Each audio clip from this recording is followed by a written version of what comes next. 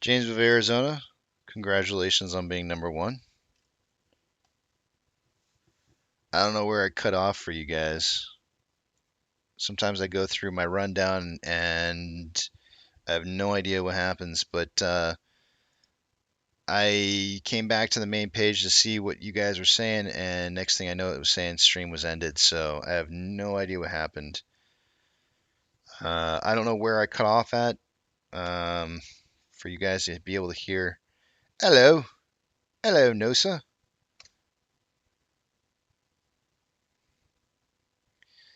Yeah, I'm not sure where I cut off. Hopefully, I was able to get through the numbers for you guys to be able to see them.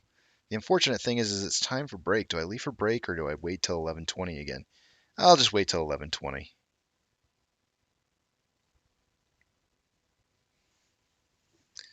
I'm gonna tell you what though. I'm gonna go.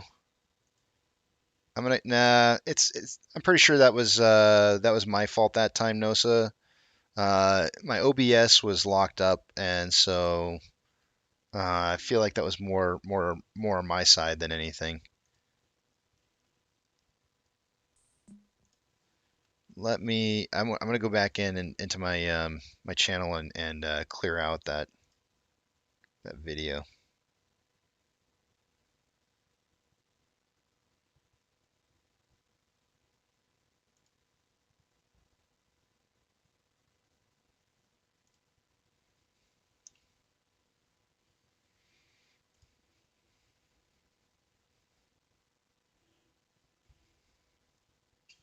Give me 1 second while I just want to delete that video real quick here.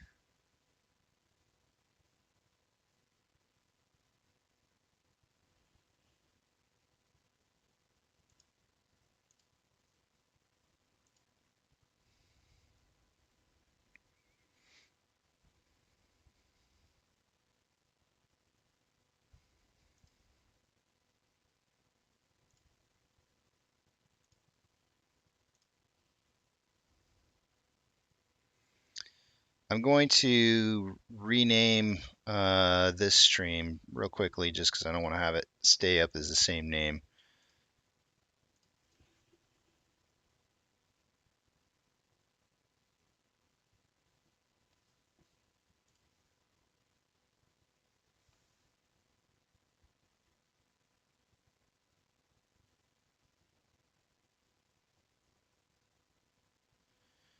Give me 1 second while I try and see. It does seem like I might be having a little bit of a problem with my internet connection right now.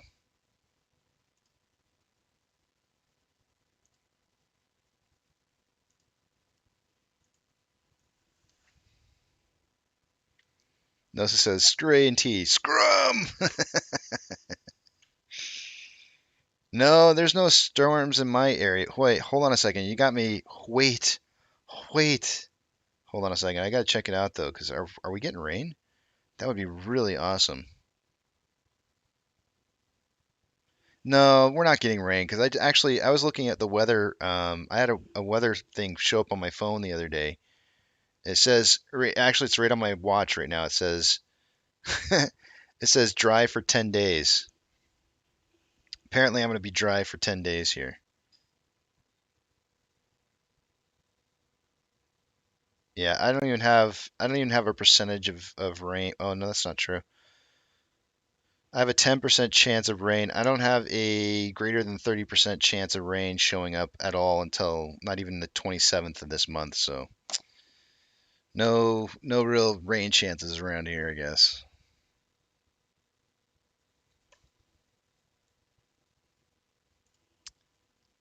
I'm getting too powerful, you guys.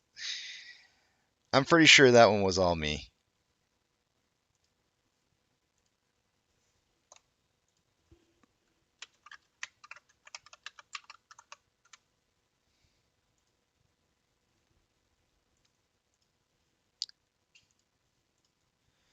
Where did I cut out at when you guys were watching earlier? Did I cut out right as I was getting done with the numbers?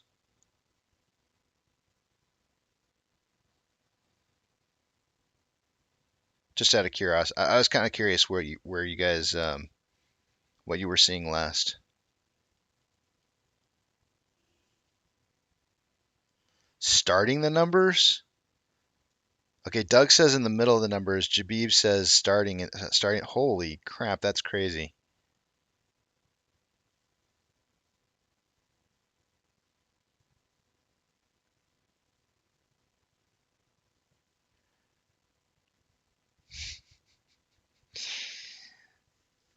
You just hear what you want to hear, Arthur.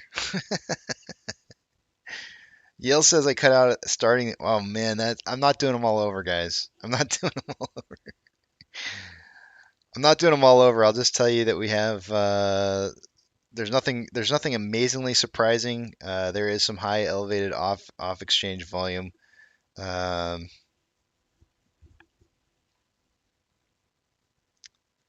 there's actually. I'll tell you what's not surprising. The options are showing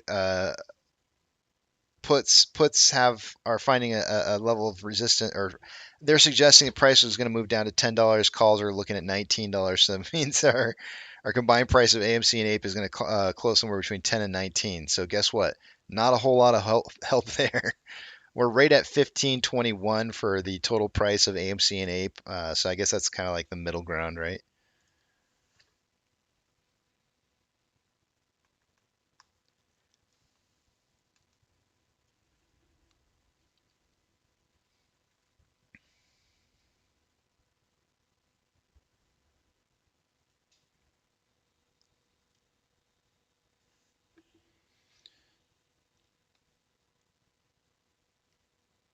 But that dropout was definitely my side.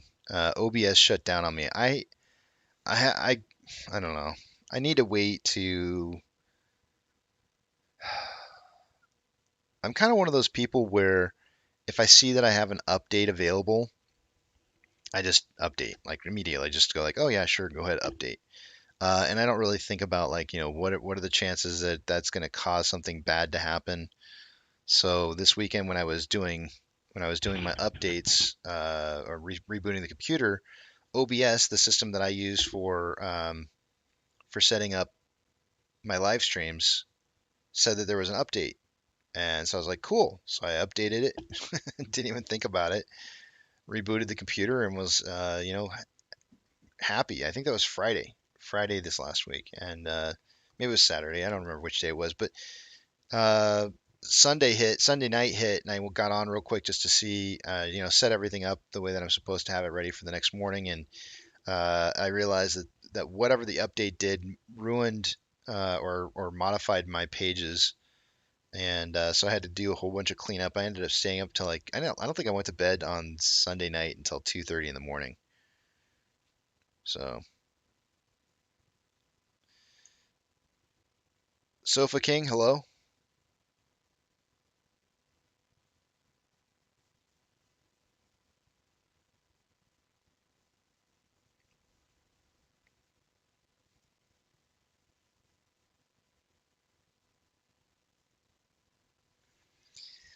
Double Dog says, can we still MOASS if Ape is diluted? I've been diamond handing for 18 months. Um, I'll put it to you like this. Open short interest is what causes a squeeze to be the squeeze that it is. So if dilution occurs where there's hardly any short interest, which is Ape, then it doesn't really impact short squeeze potential. So the answer to your question is I don't believe, and this is going to be my opinion, but I don't believe that dilution of Ape will have any impact on AMC whatsoever because all of our short interest, our major amounts of short interest are there on AMC. Um, there may not be people who agree with me out there, and that's fine. It's debatable, but that's what I see have happening. Now, if shareholders were to approve dilution of AMC with Ape shares, that's an entirely different story because now you're injecting something that has value into AMC, and you're also adding additional shares that can be lent out as well. And they can use shares to loan to pay down other loans that they already have in place, which essentially creates a more elastic balloon. And not only is it a more elastic balloon, but it's more elastic and double the size now. so, so the last thing that you really want to see have happen is dilution of AMC, because that will increase the size of the elasticity of the balloon that can pop, that creates a squeeze. So you don't want to create more elasticity if you already have tons of air or volume inside of a balloon. So, and to further prove this as a point, this is a great way to prove that what I'm saying is correct.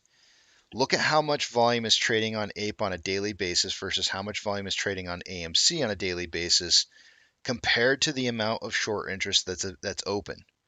And that will tell you everything that it is that you need to know. If there was tons of short interest that was open on AMC or Ape, you would see very high amounts of volume being traded on a daily basis. That's your volume. That's the volume of your balloon.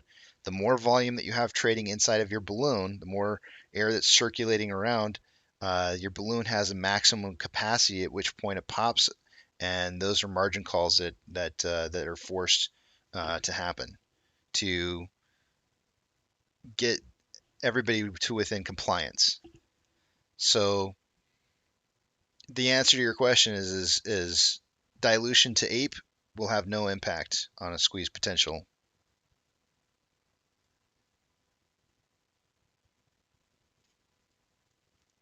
Arthur Martin saying dilution of Ape will strengthen AMC overall and be good for AMC's ticker, in my opinion.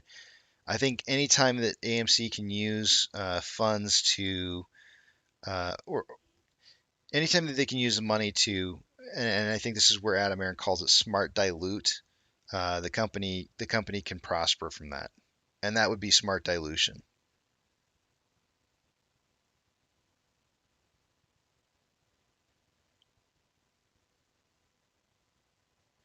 Yeah, no, so the Loon family, I don't think that it was anything nefarious. My updated version of OBS had crashed, and I think that's why the stream ended. And we may end up seeing some more of that in the future. Double Dog, you're welcome.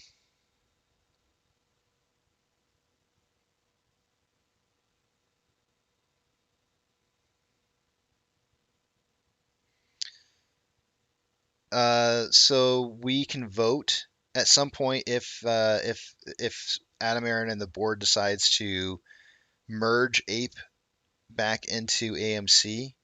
They would issue a vote to us, the shareholders, and well, any owners at all of AMC and Ape, to find out if we wanted to approve that. If we approve that, that would be dilution of AMC because it would be additional shares that could be lent out to create more elasticity in the balloon.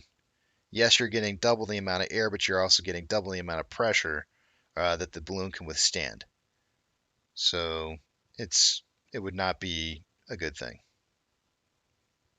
in my opinion. MDL says, thanks for all you do. Do you think the Ape not being available in options on platforms like Robinhood is a reason for the volume difference? No, I really don't. Not at all.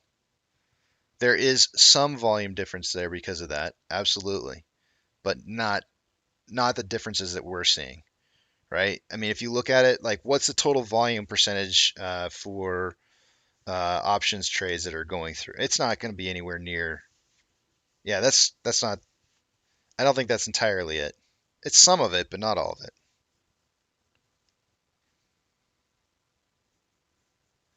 No, I didn't. I didn't. I didn't ban anybody.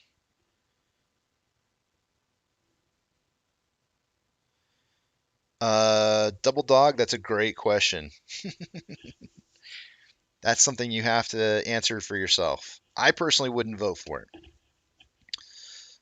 But maybe there might be others out there who disagree with my point of view and would vote for it.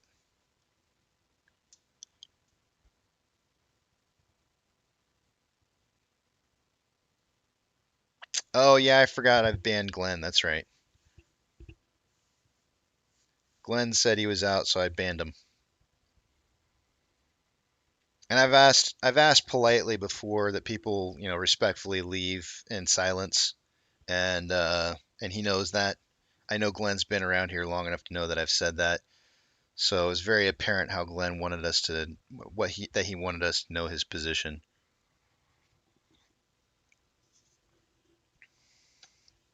and that was definitely a leave in shame. Yep,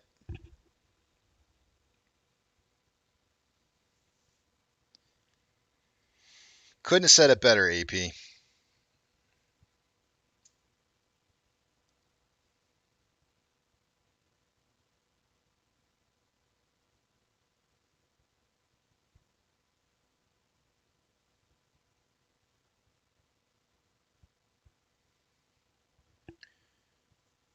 MGTO says, absolutely love the novelty of owning Ape shares. Can't imagine stock market without the Ape ticker.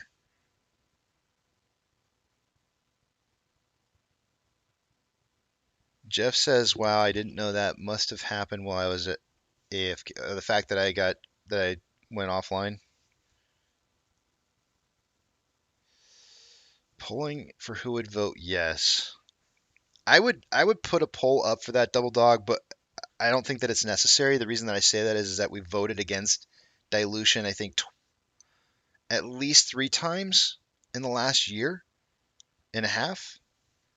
So I don't really see any need to kind of put up a poll for that, especially since it could cause people to think that there's some kind of dilution potential in the future. And I don't think that anybody needs, that's people get scared, man. It doesn't take much for people to start assuming that that means that somebody's thinking something.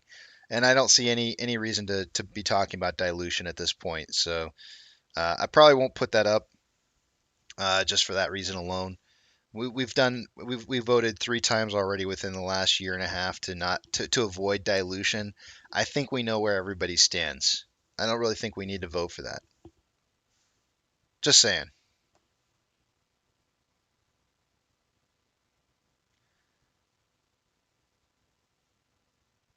If Casey bans, you have deep rooted issues. I mean, it takes a lot. It does take a lot. I mean, I only got, what do I have? 2 rules? I know it used to be like no rules, but now there's 2 rules. And I don't even ban on the first rule. The first rule I usually give warnings. Well, Point Break Thor, just because they're banned doesn't mean they can't hear you. It just means that they're silenced. Like Glenn could legitimately still be here, and we just wouldn't know it. So you can still fling poo all you want, but because that's what we do. We fling poo and eat crayons, and they can hear you still.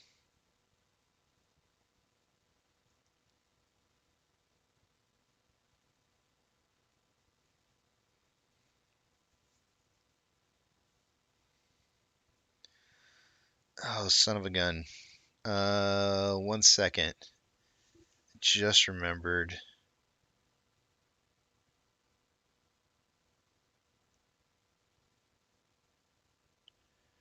I guess maybe I'll wait.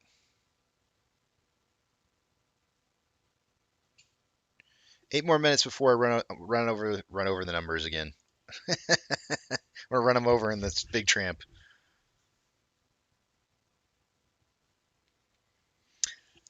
Jeff, I'm not sure if it was the same Glenn or not. Yeah, I think it might have been though.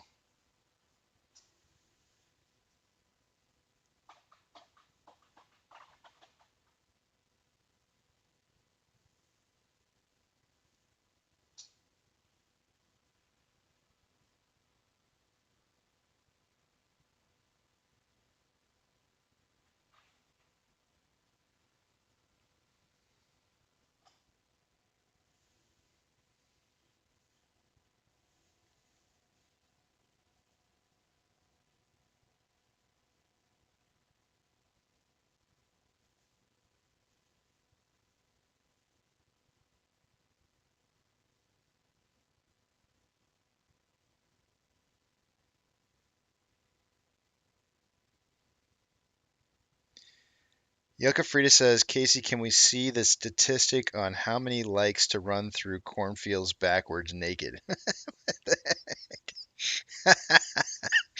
What the heck is that? Who like that sounds like really painful. I'm glad it's at least backwards, but I don't even know if I would want to. I mean, even if there was money involved, I don't know I'd want to put myself through that.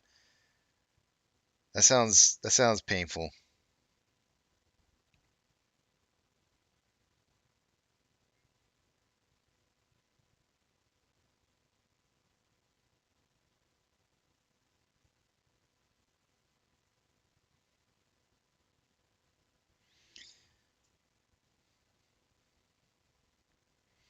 If Glenn still has access to Discord, my Twitter, and my Reddit, if he wants to DM me and let me know that he meant he was just out for the day, then that's another thing. He can send me a message and try to correct things. That's on him. I'll let that be on him to decide whether he wants to contact me or not. But the way that he was saying it to me didn't look like that. So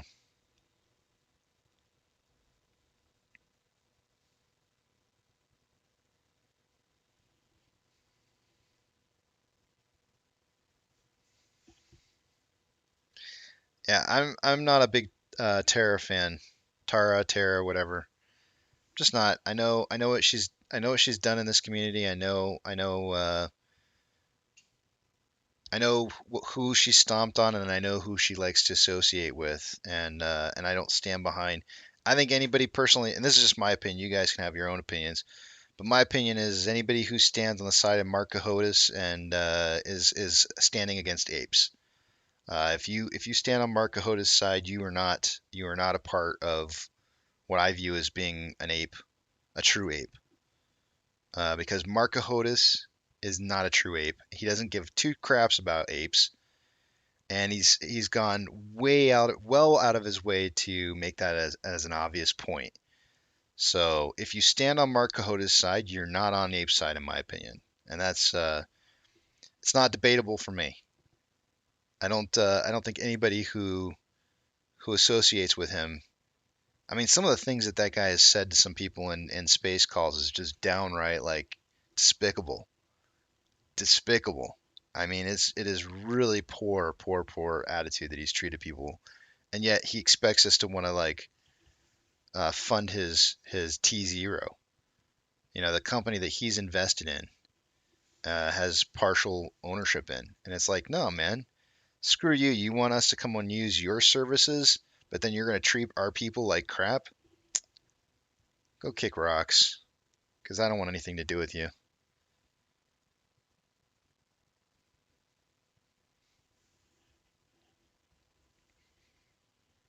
But, you know, whatever. We don't all have to agree.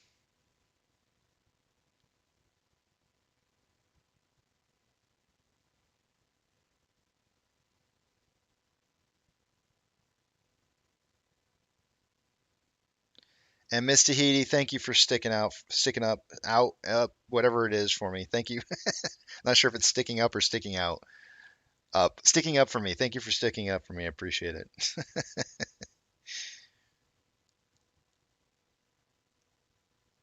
Yucca Free says I like to teabag Marcahotis. I'm I can support that, Yucca Frida.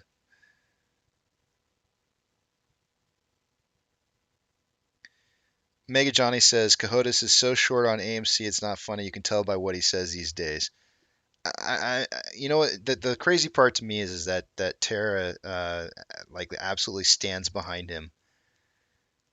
How vehemently she stands behind that guy, and how much he's against everything that is that we're doing, and doesn't care anything about us whatsoever other than trying to get our money in his pocket is beyond obvious. And the fact that she doesn't see that and is willing to stick up for him through everything that it is that he does within our community is it's despicable. It's downright it's dirty. It's dirty. You know, you know, people, I don't know where you guys work at, but places that I've worked at in the past, a lot of places that I've worked at in the past, I've always done this game where, you ask somebody like, would you do this for $1 million? And there's certain things that I would do, but there's certain things that I would not do as well. And the reason for that is, and everybody always asks me, you wouldn't do that for $1 million? And I go, every single time I spent a dollar, I would think back to what it was I had done to get that $1 million. Every single time. And so, Mark Ahotis is one of those people that will do anything for a dollar. He'll do anything. Doesn't matter. He'll do it. And he doesn't care who he's going to stomp on. He doesn't matter if it's his mom, his brother, his sister. He'll stomp on anybody to make a buck. And I don't support that. I think that's not right. It's not what we stand for as a community. I don't think we stand for that at all. We're not about the individual. We're about the people. People being equal. That's not that's not him. He's better than everybody else.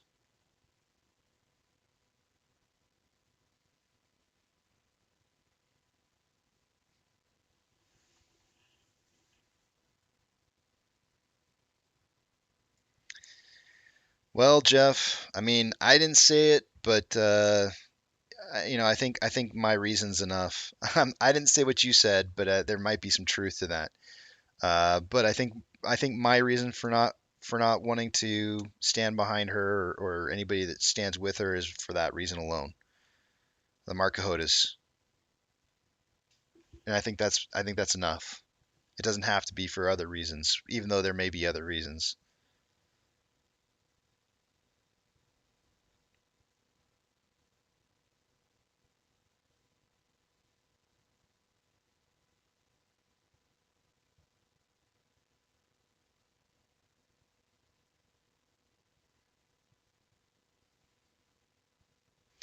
You know what always kind of was offsetting to me?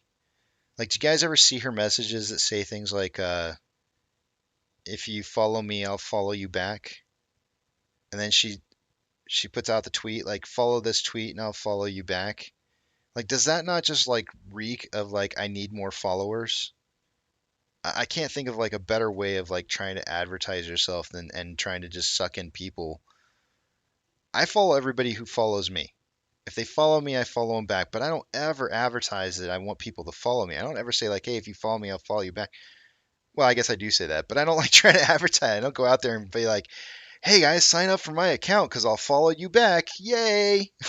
You know what I'm saying? Like, it just seems a little like it seems odd. Actually, there's some of you out there that I'm not following back. You'll notice that I have less. I'm following less than and it's just because for like the last 2 months I've been kind of lacking on going in and following people. I did say that before myself. I realized I had said that. I actually have said that, but I don't try to go around like advertising. I don't put like tweets out saying like, "If you follow this, I'll follow you back." It's just something that I just do. I just do it. If somebody follows me, then I follow them back. It's just common courtesy. If they want to hear what it is that I have to say, then I want to hear what it is that they have to say.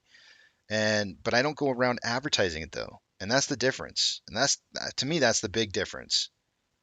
I think it just it feels weird.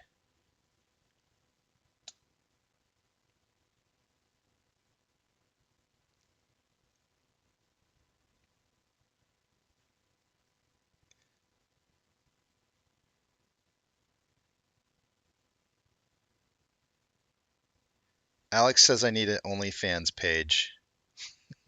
Wait, wait. Alex, are you telling me that I need to have an OnlyFans page, or are you saying that in order to do that, I need to have? Because I don't know how my wife's gonna feel about that. AP says maybe if you put your ass pictures out, maybe the running backwards through a cornfield pictures would do it.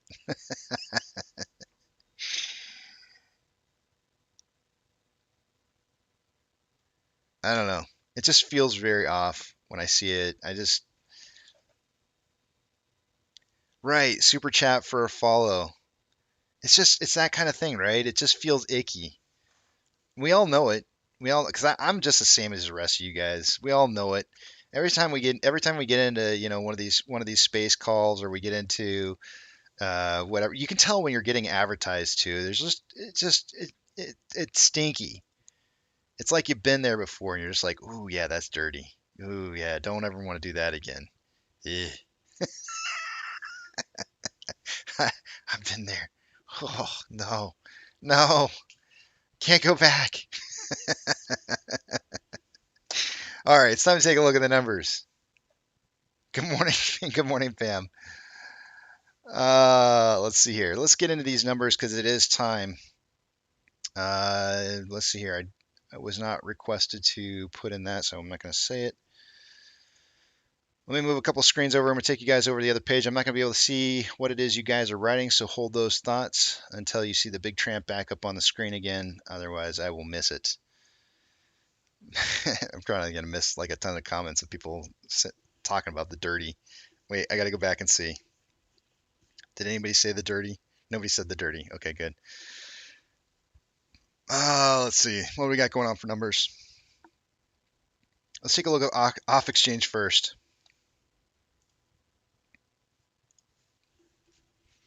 An hour ago on off exchange for AMC was at 52.99 and EDGX was at 15.13. Let's see what those numbers are now. We're getting 53.74 and 14.23 for a grand total of 67.97% of our volume going through those two off exchanges. That's definitely elevated, but not by as much as it was earlier. It's come down a bit. Taking a look at Ape, it was 58.49 and 14.05 an hour ago, which is now 58.91 and 13.33 for a grand total of 72.24. I think that's coming down as well. Each of those dropped by about a percent and a half or so, but still very elevated numbers for this time of the day. Looking at the Ortex data at the top right-hand side of the screen, shares having been borrowed in the last hour. Ortex for AMC was reporting 4.74 million shares having been returned. It's now 6.17. Remember, the more shares that are returned, the more bullish it is, because short interest being returned means that somebody doesn't think the price is going to continue to move down. Otherwise, they would keep their positions open, especially on a Wednesday. Taking a look at that change of 2 million shares there is going to decrease the estimated short share interest of the free float to 19.45%. Cost of borrow average is at 20.37. Shares on loan today is 194.56, which is down by 700,000 shares. Short interest dropped quite a bit. Some of you guys may have remembered it being like 21, 22% yesterday. The reason it's down is because the reported short interest, not the estimated, but the reported came in from 15 days ago, and it was lower than expected. So apparently 8 million more in shares were returned than we expected over the last 15-day period of time. So divide 8 million into 15 days, and that's approximately, I guess, in 15 days, it's really only like, how many trading days is that? 6 or 7 trading days? Oh, I see, 5, maybe 10 trading days. In 10 trading days, we had about 8 million shares more returned than expected. Taking a look at Ape, in the last hour, we've had, an hour ago, it was 992,000 shares having been returned. It's now 787,000 shares. That increase is going to raise the estimated short share interest of the free float to 5.98%. Cost of our average is at 8.1. 35.36 million shares are on loan, which is a decrease day over day by 800,000 shares. On the options, our highest strike price for call options for the day-to-day is at a $19 strike price. Oh, no, it's at 18. It dropped $1. At 19, there was 298 an hour ago. At 18, there's now 388 contracts. On puts, highest amount of volume is at a $10 strike. There was 120 contracts an hour ago. There's now 130.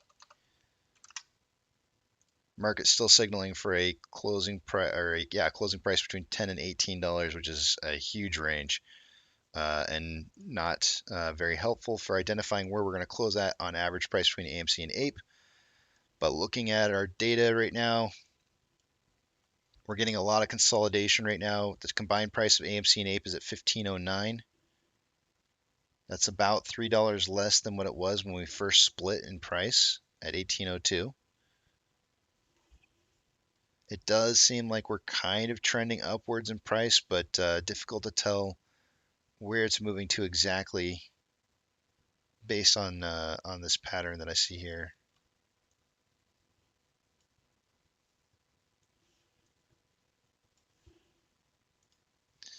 Orders by Fidelity customers. AMC and Ape and GME have all been having low volume, so we've been pretty low on the list today. GME is coming in at 27th most heavily traded stock with 66% buys to 34% sales. Ape is coming in 28th with 70% buys to 30% sales. AMC has fallen off the list. It was 29th earlier and had like a 59 to 39, or sorry, 59, oh boy, 59 to 41% buy sell ratio. So not too bad on the buy sell ratio, just not enough volume to make the top 30 list.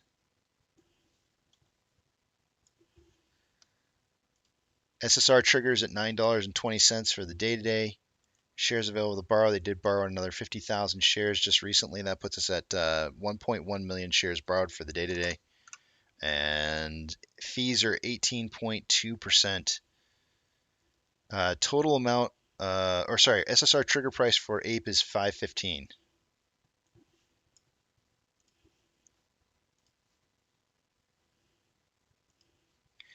NASDAQ is down 3.85, Dow Jones is down 2.68, and the S&P 500 is down 3.01. We currently have 5,485 decliners to 1,314 advancers. It's hot lava. Watch out for the floor because it is going to burn you if you're in this market. The VIX is up 8.42%. VTI is down 3.04. IWD is down 2.45. Tesla's down 4.08. Amazon is down 5.42. Cinemark is down 3.8. Doge is down 5.64. Bitcoin is down 7.04. GME is down 4.48. HYMC is up 18.86. Hood is down 4.26. NCMI is down 3.85. Ape is down 5.24. And AMC is down 5.38. AMC has approximately $9 million more in outflow than inflow, roughly, with 15.58 million shares having been traded.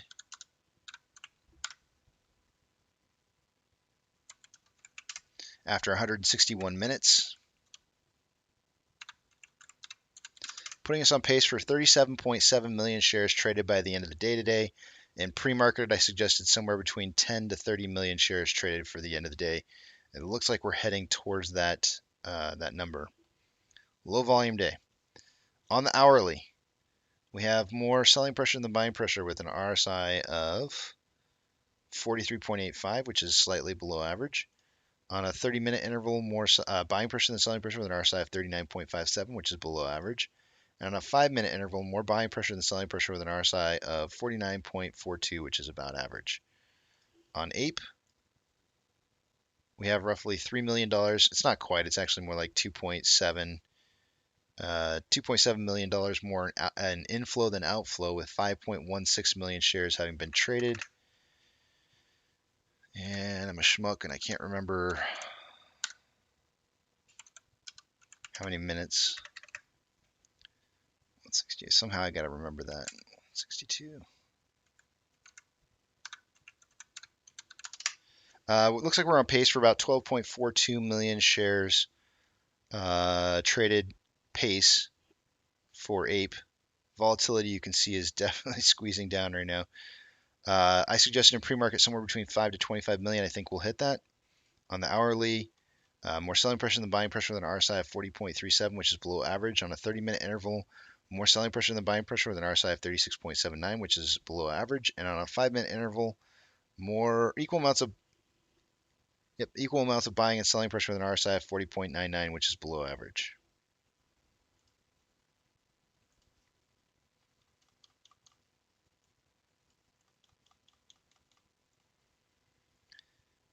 Let's see if we can figure out where price is moving to on AMC.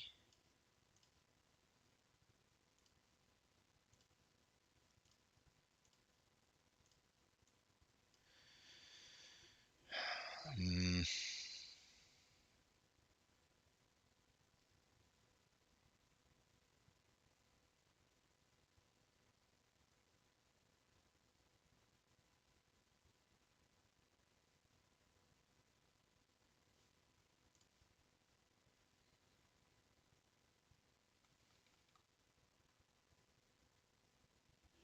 this one's hard, man.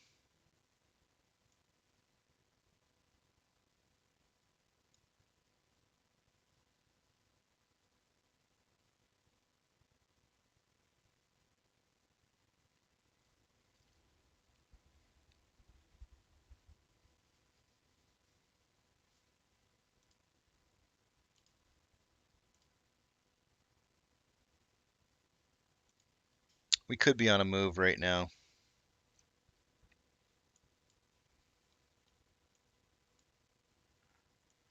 This could be a move.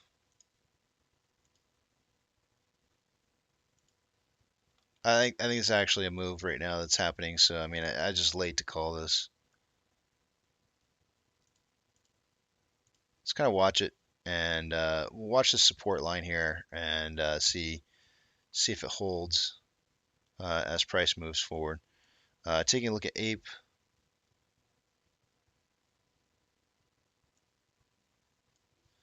probably a very similar pattern going on here.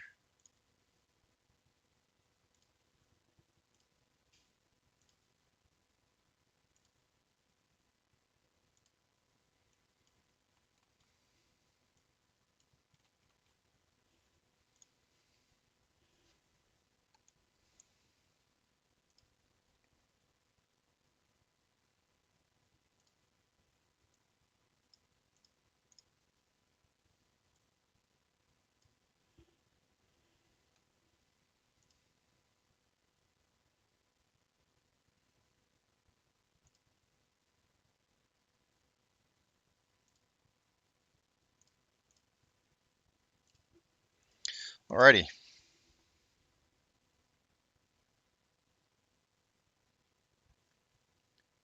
Arthur says Casey can't see this, so Dirty Sanchez boogers hot cotch.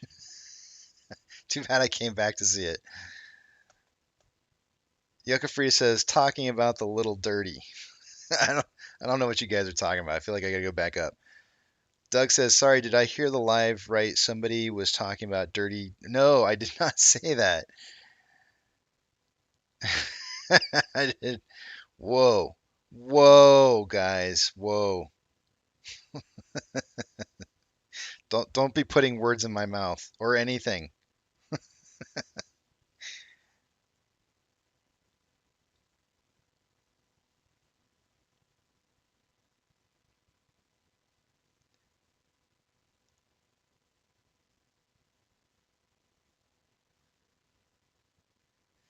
No, I don't agree with that. The ape salutes me it has nothing to do with that. I could care less. If she had it doesn't matter to me if somebody wants to be a stripper or they want to be whatever. This is why it's all people equal. It has nothing to do with that for me whatsoever. I don't care what she's done in regards to like I really don't think that's fair, guys. I really don't think that's fair at all. If I'm gonna say whether or not I think somebody's an ape, it's not gonna be because of what they do for a profession or how they decided that they want to make money. That's their choice. I don't really care. If you're gonna sit here and say all people equal, you can't sit there and make fun of them for what it is that they're doing for a living or how they've made money in the past. You just can't. You can't do that. It's not. It's just not right. What I will say though, why did those? What I will say though is that when you start associating yourself with people who are in this community who are knowingly going throughout the community trying to convince people that they should be a part of something that's not in our favor, then that's a problem. That's something that you can say, okay, I can't get behind that, because that's just you grifting off the community. And I'm not talking about terror. I'm talking about cojones. He's just trying to give grift off the community. Now, when somebody stands behind him and supports him, no matter what, like when he's going out there and he's like attacking people and talking trash and saying like I don't need you, you need me, and all this kind of stuff. Like it's like no, no, no, no. At that point, that's the point where as an ape you say like no, no. Guess what? We really don't need you, Mark. See you later. I'm sorry that I stood behind you in the first place. I should have never have done it. I made a mistake, and you were bad news, sir. Goodbye. I would cut him off because I have heard him.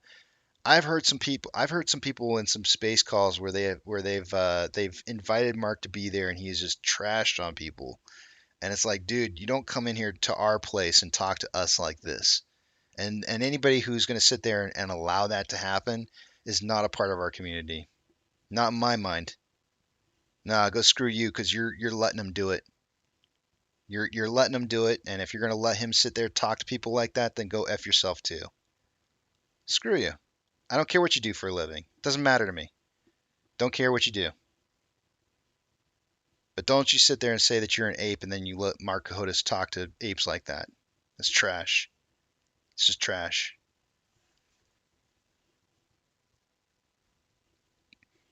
I get worked up over it.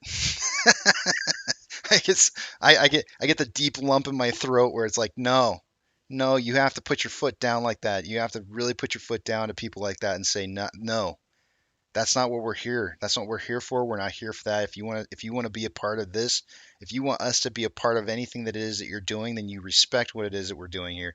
You respect the people. You respect everything.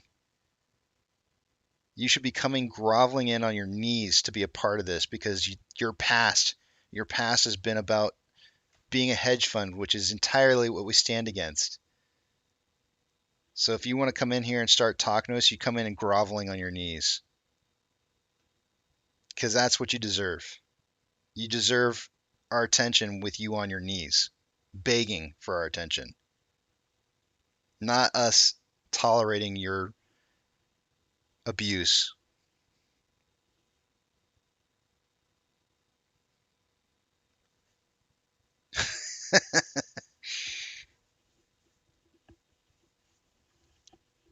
That's just how I feel, guys. It's how I feel.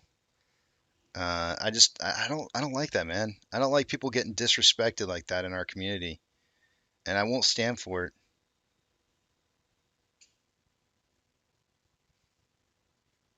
And if I don't know, whatever. It is what it is. PC3 said, Marco Hodes is a stripper. Best comment. Best comment, PC3.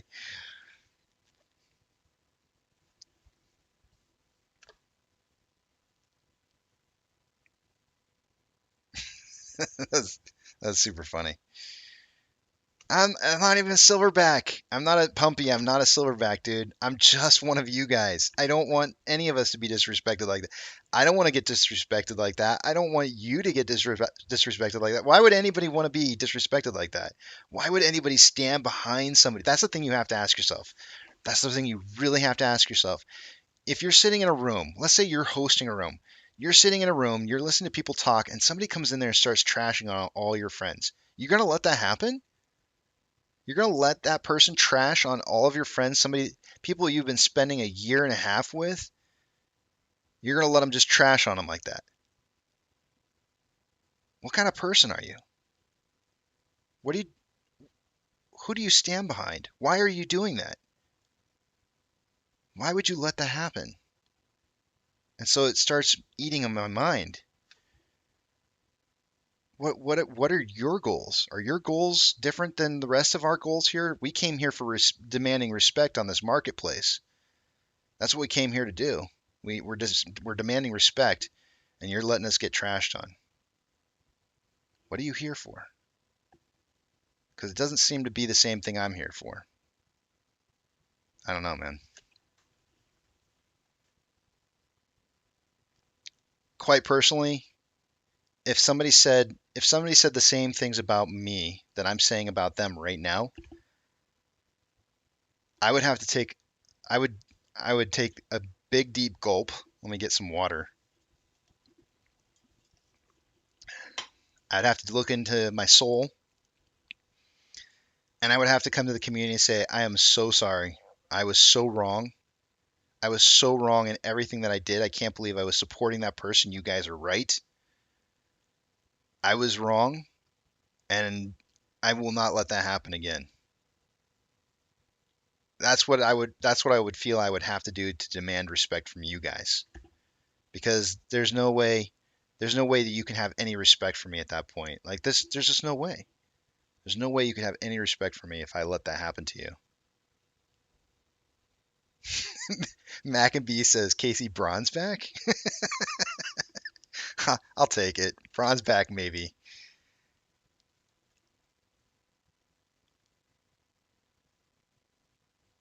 Oh my gosh. The apes in me salutes the apes in you. I've heard her come out like just she's come out with like claws, dude. I've heard her with claws talking like just talking mad about how Marco Hodis is here to help our community. Dude, trust me, man. If you haven't been around, you haven't been around. You just haven't heard it. And I don't hold that against you. You haven't heard it personally yourself. I get it. But there are people out there that will tell you there's more than just that. There's so much more out there than just the fact that she stands behind CODIS. Tons more. But I'm only using that because it's the only one thing that I think is worthy of talking about.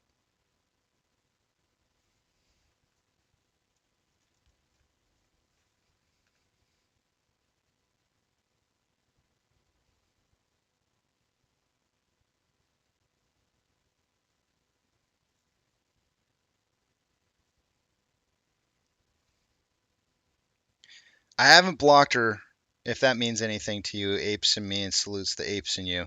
I've never once blocked her, so I mean, I've actually, to be honest with you, I've never had a actual conversation with her ever.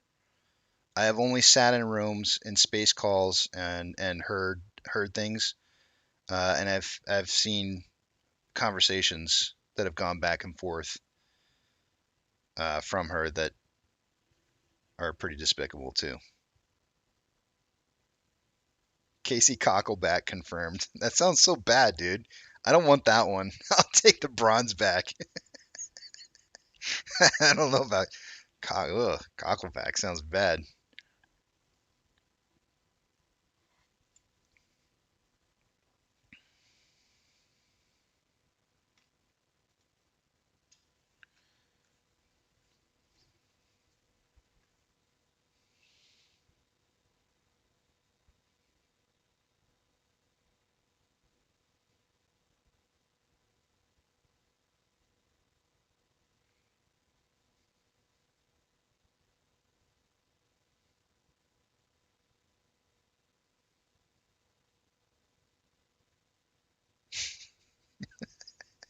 I don't like that one either. Casey Trampback Shaw. That sounds terrible too.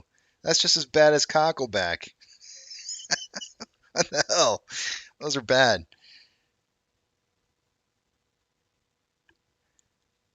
This is the apes in me salutes the apes in you. One of the things I really don't like to do the most is create division in this community. If you want to go listen to Tara, go listen to Tara. I don't care. I'm just telling you where I stand. If you want to go listen to her, I don't have a problem with that. Go listen to her. That's fine. That's your choice. Just like it's your choice to be a part of AMC or Ape. I'm just telling you how I feel. I'm not here to try and create division in this community. That's not my intent. But when you guys start bringing up stuff like that, I'm gonna tell you where I stand on the person. Because there are some apes in this community who are just not here for the right reasons, and that's an opinion, and it's mine to own. But I'll tell you what, though, I'm not gonna let you guys be disrespected by outside people. I'm not. I'm not gonna let them come in here and disrespect you. Some of you may say that people like Flat Earth coming in is disrespecting you, but I don't think so. I think that's just shilling. There's a difference. There's a big difference between some of the things that Mark Cahotis has said to individuals versus the things that some of the shills have said. There's a big difference. There are lines that can be crossed, but I guarantee you, I will stand behind you guys. Somebody comes in here talking about your mother or this, that, and the other, and that person will be gone. I won't stand for them talking to you guys that way. So there's a big difference. I don't mind shills coming in here and telling us, that we're wrong about our position and all this, that, and the other. That's funny. That's just funny. I laugh at that. That's easy to laugh at. Somebody coming in here and disrespecting y'all, have problems.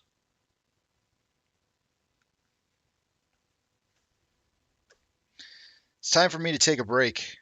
I haven't been to break yet since my wife got home, so I need to take a break. Let me put up the message on the screen.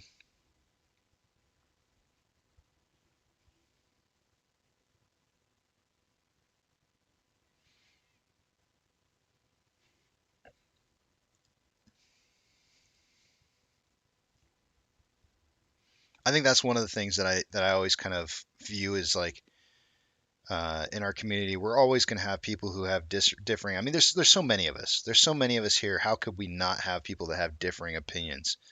There's opinions are like assholes, right? Everybody got them. They all stink. So it's going to happen, and you have to look past that. You have to look beyond what you can see. You know what I'm saying? Like you got to look past that stuff. Look past it and say like, okay, we have a common thing that we agree on, and it's that we all want to buy and hold AMC and Ape and maybe GME as well. But if you can look beyond that stuff and you can agree on those things and just choose to disagree on some of the other topics that don't really seem to matter all that much, then that's fine. And go watch Tara if you want to watch Tara, because I know that she truly and honestly says she wants to buy and hold Ape and AMC, and so that in my opinion, it makes her an ape. But I still say go F you if you're going to stand there and support Marco Hodes. I don't agree. I just don't agree. Uh, and I'm going to choose to continue to disagree on that one. I don't think he's good for us, and I don't like how he talks to us.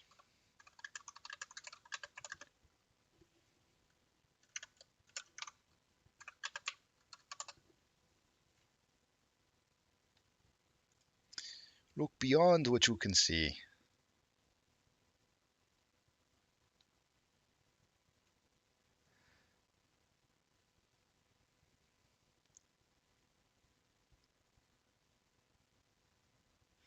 Oh, okay.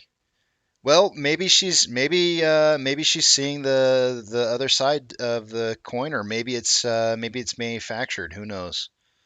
All I can tell you is that he has deeply disrespected people, and she has gone out of her way to go to other space calls and support Mark Cahodas and say that he was okay to say some of the things that he was saying. She went out of her way to go to a different space call and say that, like defend him. And to me, that was not cool. And so now, if she's starting to butt heads with him a little bit, maybe she's seeing the light at the end of the tunnel. I don't know, whatever. But I know where she stands, and I know this isn't the first time that she's had problems in our community. Not the first time at all. She is not a stranger to drama in the community, and I just avoid that. I avoid it.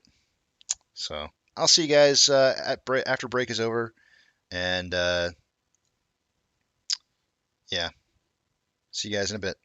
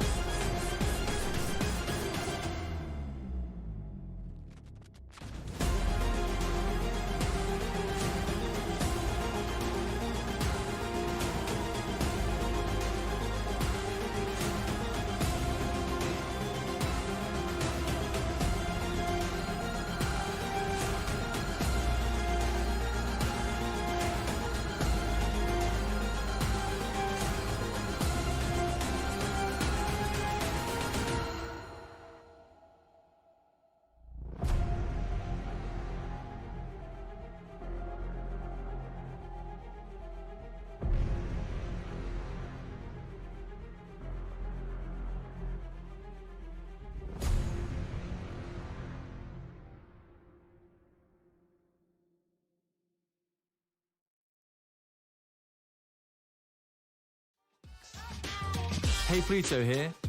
Shout out to all you wonderful creators for coming to Upbeat for your music. Keep doing what you do and help support us artists by upgrading to Upbeat Premium now.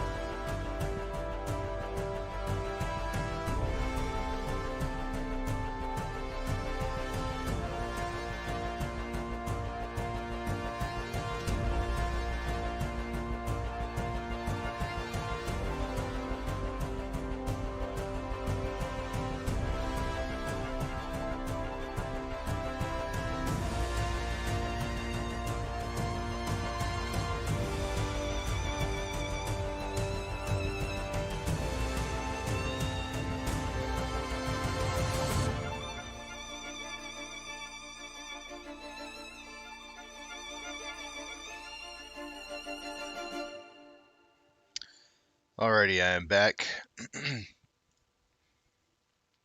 You know, I'm just gonna let you guys know. Uh, I have a lot of interaction with all y'all on the side. More often than you could possibly imagine, does it mean something to me? I don't. I don't know what to tell you guys. Like it's just you guys are impactful. Very very impactful. Um, you all make me want to be a better person. That's all I got to say. But it's time to take a look at our numbers. And so I'm going to take you guys over to the other page here. I haven't been drinking. Has he been drinking again?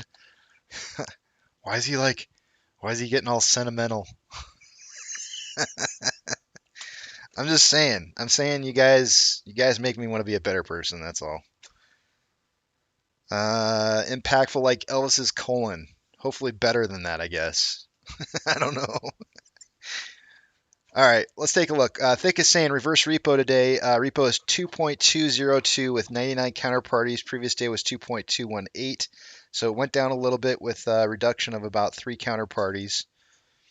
Well, let's take a look at the numbers though and see what we got going on here. I'm not going to be able to see what it is you guys are writing until you see the big tramp back up on the screen again. So hold those thoughts until after. Off exchange an hour ago was 53.74 and 14.23 through the EDGX. The numbers now are at 53.99 and 13.81 for a grand total 67.8% of our total volume going through those two off exchanges.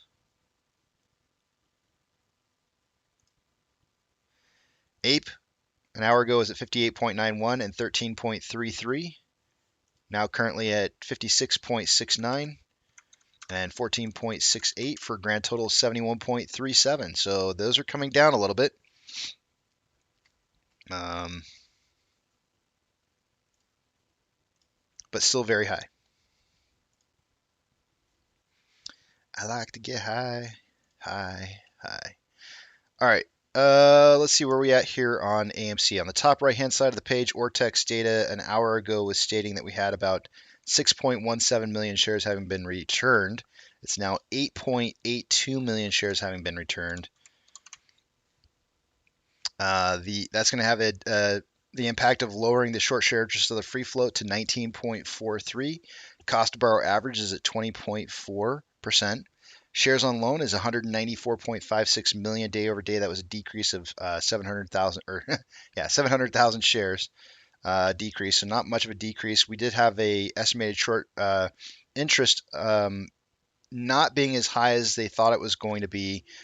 So over the last 15 days or 10 trading days or so, we've had about 8 million more in short interest that was closed out.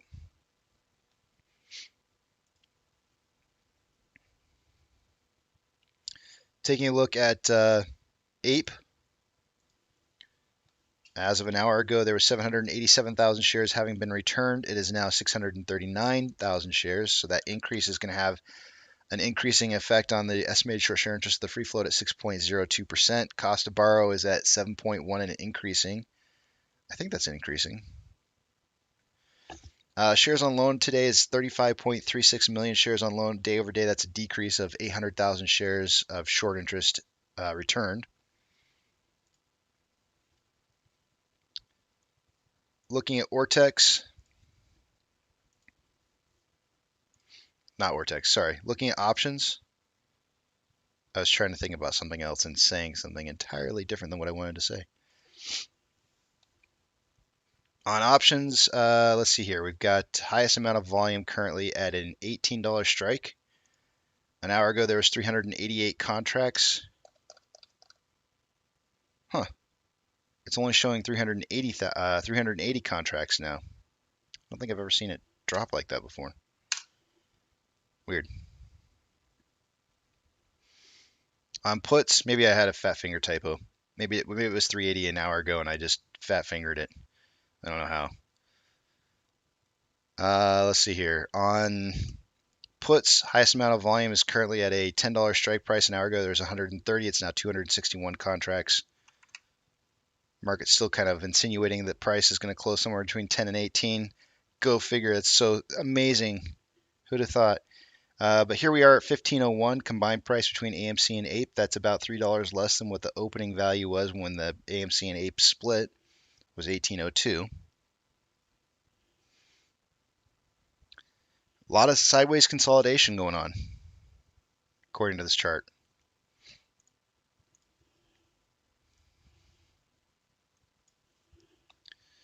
Orders by Fidelity customers.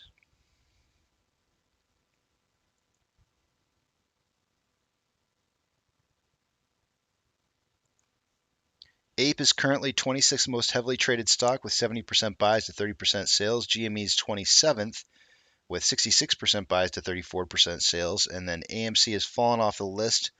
Last time it was on the list of the top 30, we had it at about 59% buys to 41% sales.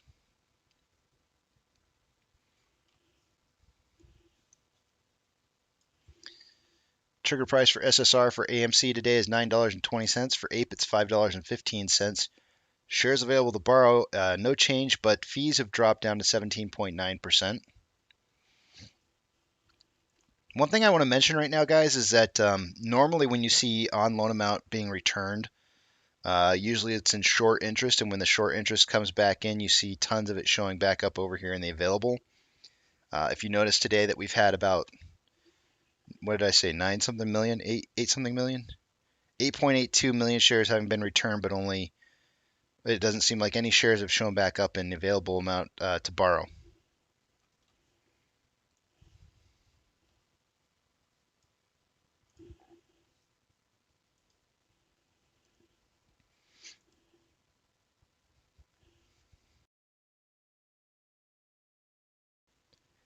NASDAQ is down 3.76, Dow Jones is down 2.64, S&P 500 is down 2.92. The market's on fire. It's nasty looking hot because this hot lava is going to burn your feet if you touch it. 5,463 decliners to 1,373 advancers. The VIX is up 6.74. VTI is down 2.96. IWD is down 2.41. Tesla is down 3.65. Amazon is down 4.97. Cinemark down 3.8. Doge is down 5.36. Bitcoin is down 7.14. GameStop is down 3.13. HYMC is up 14.45. Hood is down 4.86. NCMI is down 4.59. Ape is down 5.94. And AMC is down 5.82. Inflow versus outflow. There's roughly $11 million more in outflow than inflow on AMC today. 17.6 million shares having been traded. Let's see what kind of pace we're on here.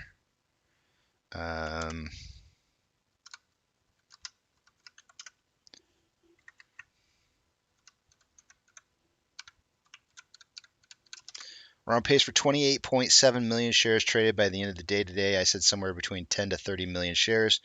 So as of right now, it's looking like we're going to hit the pace. On the hourly, more selling pressure than buying pressure with an RSI of 42.7, which is below average. On a 30-minute interval, more selling pressure than buying pressure with an RSI of 37.23, which is below average. On a 5-minute interval, we have more selling pressure than buying pressure with an RSI of 43.89, which is slightly below average. For Ape,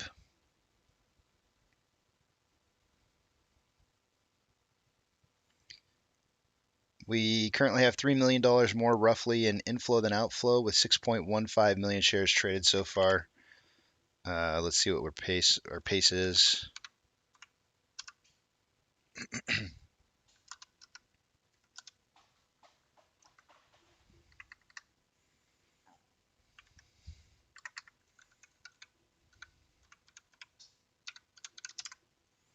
Pace for Ape is 10.2 million shares by the end of the day today.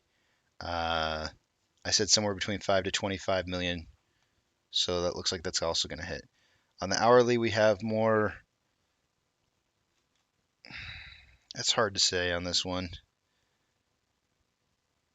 I'm going to go equal amounts of buying and selling pressure with an RSI of 39.25, which is below average.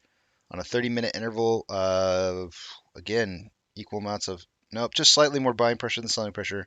RSI 35.14, below average.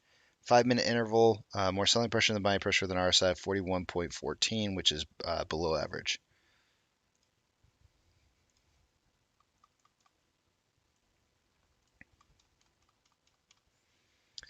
Where are we heading? So we broke this trend line. We've managed to stay above the trend line for the most part, but we are falling down the backside of this trend line. It looks very, very similar to a descending parallel channel. Let's see if I can find the top of this thing, top and bottoms of this. Let me actually try that again from the bottom side first.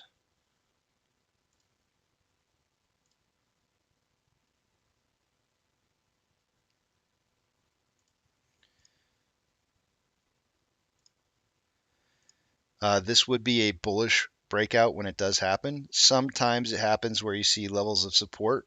It looks like we may have had a level of support at 961, but the next one below that would be 957. Very oftentimes I'll draw potential breakout points, uh, leaving out just the tip of where you would see consolidation down into this area in here and then breaking out. So like it would never want to drop below 957, kind of move down and consolidate and then break.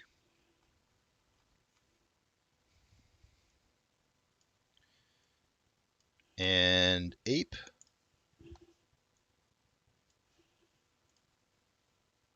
also looks like we might be in a descending parallel channel, but let me just verify.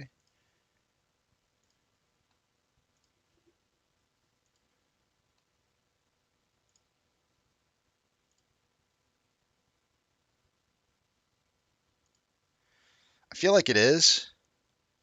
It was. This may be just a temporary break above and it might fall back in, but let's see what happens here. I mean, there's enough data here to support three touch points on almost both sides of this. So we were at least in a descending parallel channel. It looks like it was only a temporary move out. It might actually do some more consolidation downwards.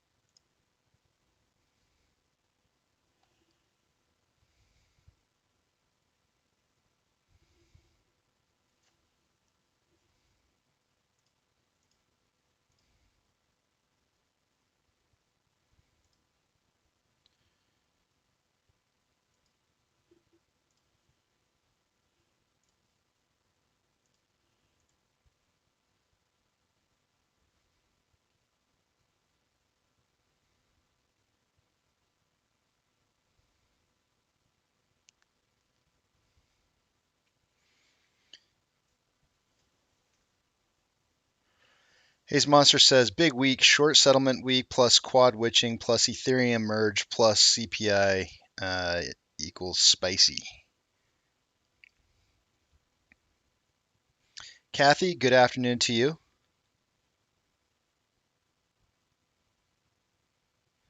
Pam, welcome back. Sean saying HYMC is number 17 with 69%. Nice. 69% buys on Fidelity.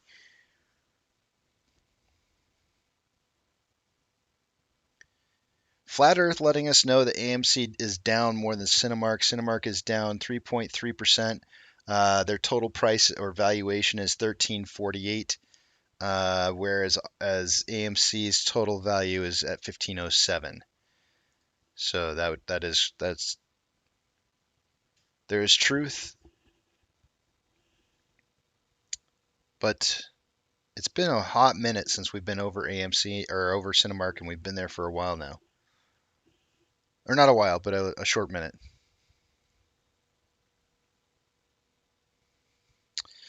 Pro Jeweler says, can you do an on balance of Ape borrowed versus returned shares in Excel? Yeah, absolutely, I can.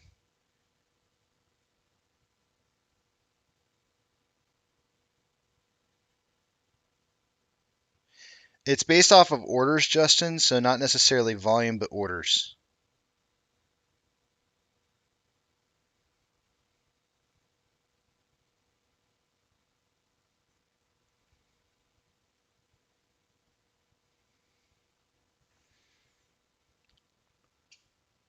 Kathy's. Oh, she's waving. She's just waving. Okay. Hi, Kathy. I was like, I thought you were raising your hand like me, me, me. I was like, I didn't see any other messages from you in here. All right. Pro Jeweler wants to see on balance of. Let's see. Let me make sure I get the numbers right here. You want on balance of Ape borrowed versus returned shares in Excel. So let's take a look at that. I think I'm going to draw this out on top of. Actually, I'm going to. I'll do it over the top of AMC over here. So to do this with when you're looking at the data, whatever data you pull up on the chart here is what uh, what it sends to the Excel spreadsheet. So I got to show advanced to get the data that you're asking for on loan amount versus returned.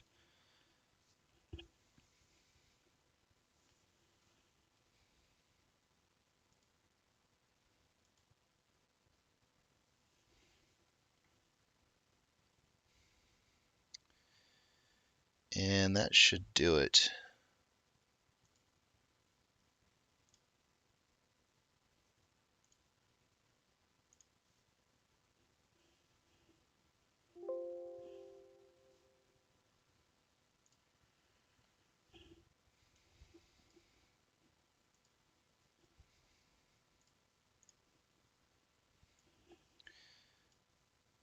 So here's what it spit out.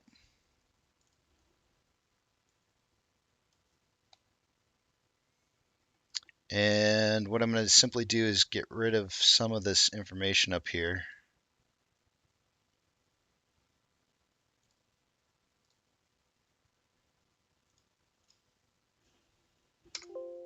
Oh, come on.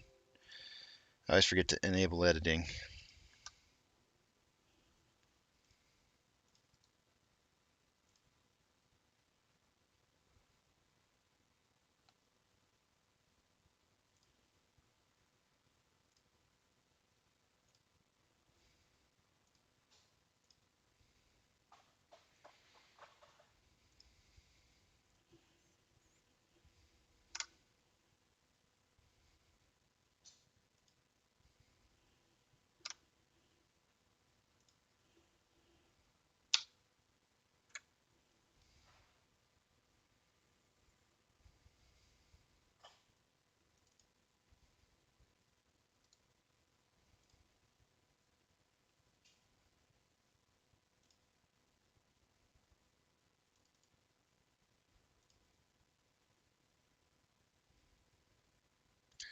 I probably should have done that with all three of those. Oops.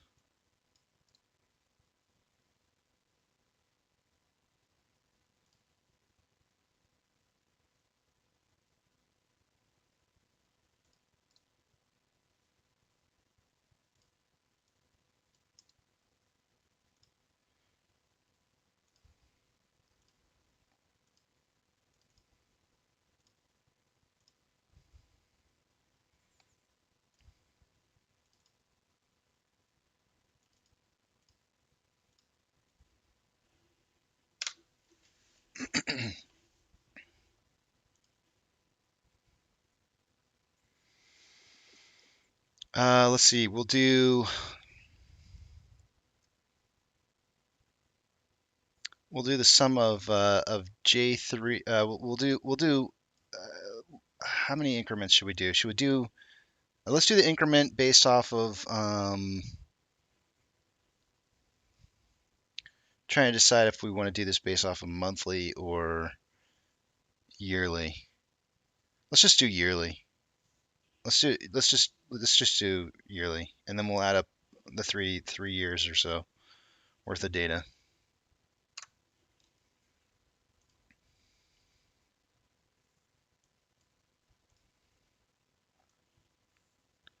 So we'll do all of 2022 in one.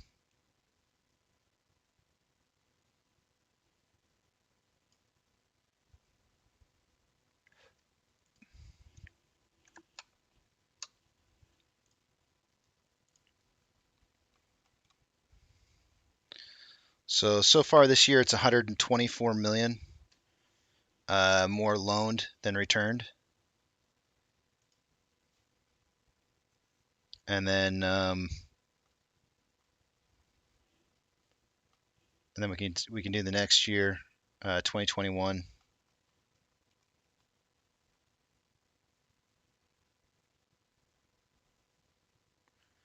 a minute, did I go too far? I scrolled way past it.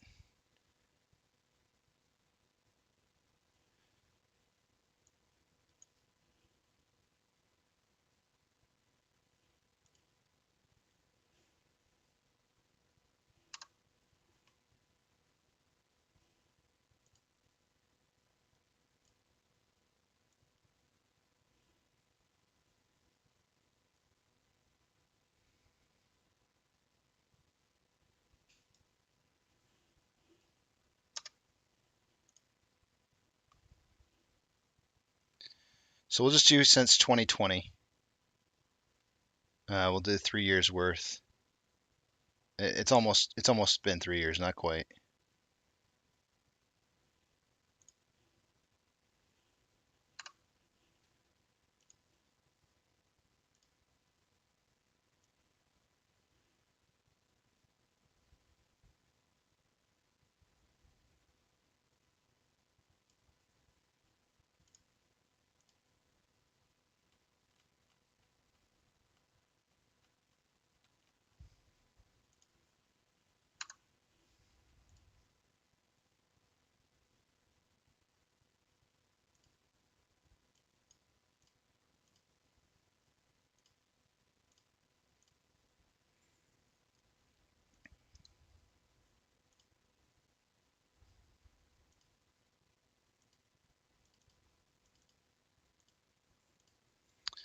So the total value.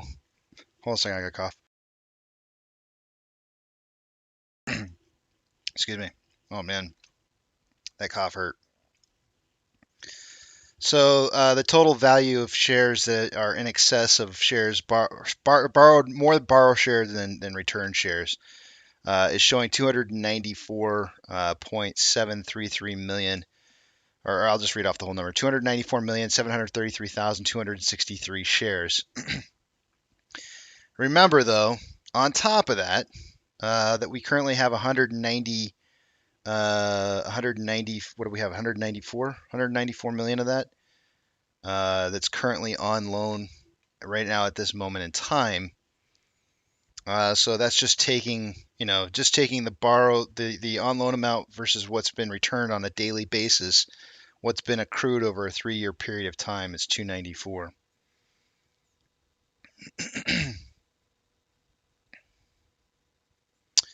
So I'm not sure if that helps you at all, gets you the data that you wanted.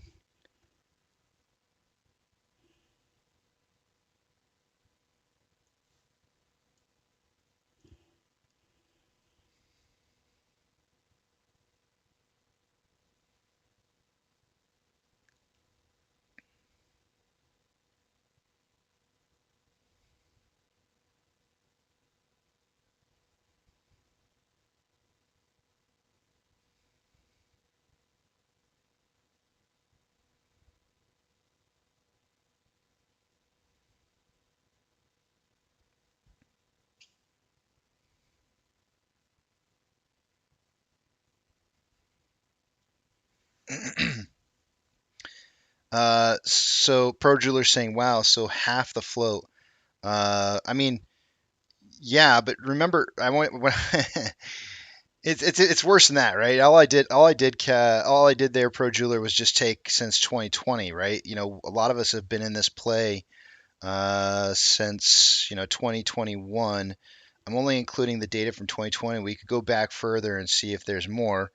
So because there's going to be more there as well. But yeah, there's a lot of shares that have not been returned. And the other part to that too is I would tell you is that our float, our existing float. Let me go back and find it here.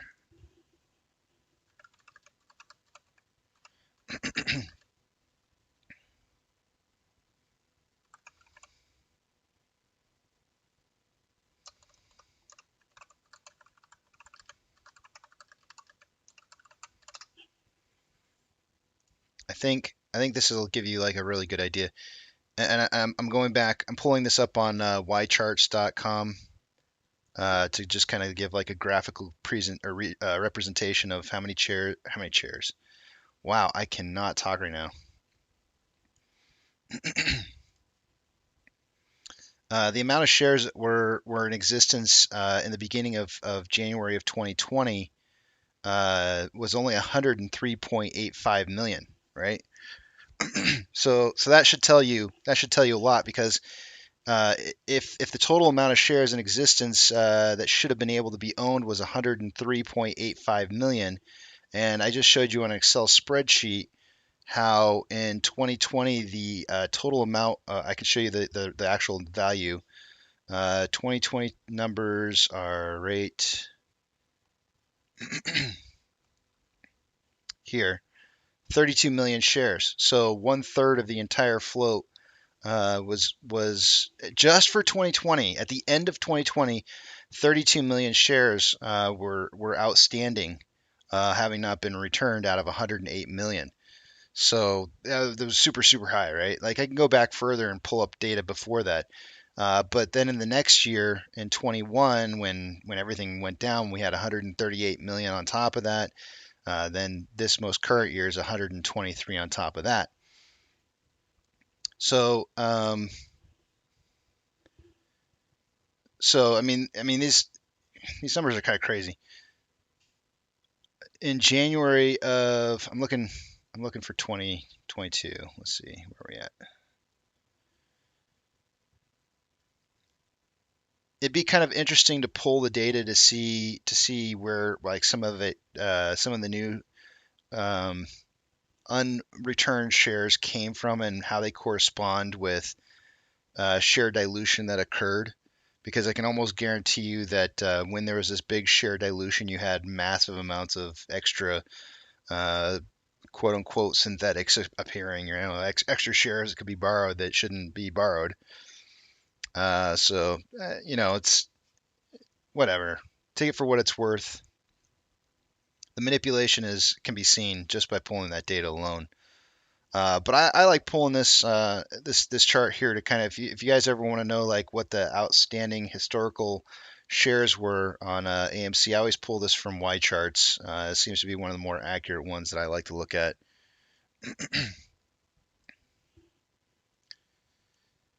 Oh yeah, absolutely, man. I mean, I think that's a great. I remember one time that I pulled it up on here in the past, and like everybody like was just blown away when I was pulling it up on here and kind of pointing it out to everybody. It is when you start to dissect the data and you really start looking into how in the world it makes any sense whatsoever, it just doesn't. It doesn't make any sense at all. And so you have to start asking yourself questions like um, how are they able to manipulate the numbers in a way so that they can have more existing shares on the books without actually having them be reported. And so, it does tend to, it has led me down some rabbit holes, let me tell you, some very deep rabbit holes.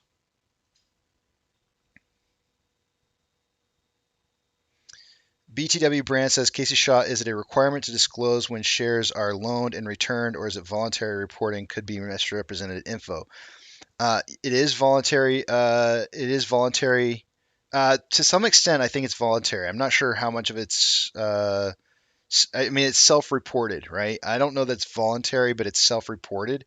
And I don't know, they can misreport, but they can also get fined for misreporting. So, could this information be inaccurate? Yes, but would it be inaccurate in the direction of being more negative? No, right? Nobody's going to sit there and say, "Oh, we returned more shares than what we actually had to borrow." They can't do that. They're not going to be able to do that. What they're going to represent is they're going to say that they um, more than likely they will represent that they have borrowed less or more. They'll represent that they've borrowed less than they've actually borrowed. I would suggest that actually it's the other way around. It's going to be more on the side of returns because those who are lending shares want to charge higher interest rates, and they're going to be reporting when they've loaned shares. So it would be on the return side that I think is where you're going to get the inaccuracies of the numbers.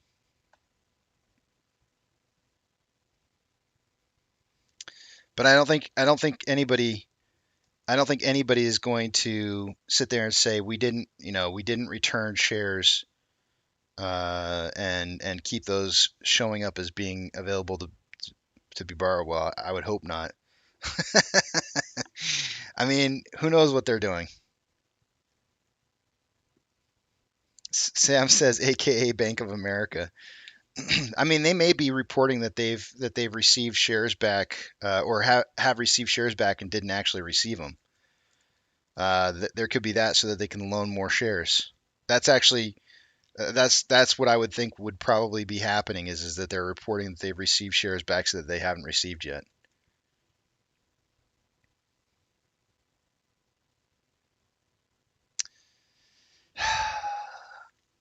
I don't, Leon. I don't want to go there. I know how incredibly um, there's I don't know how to put this.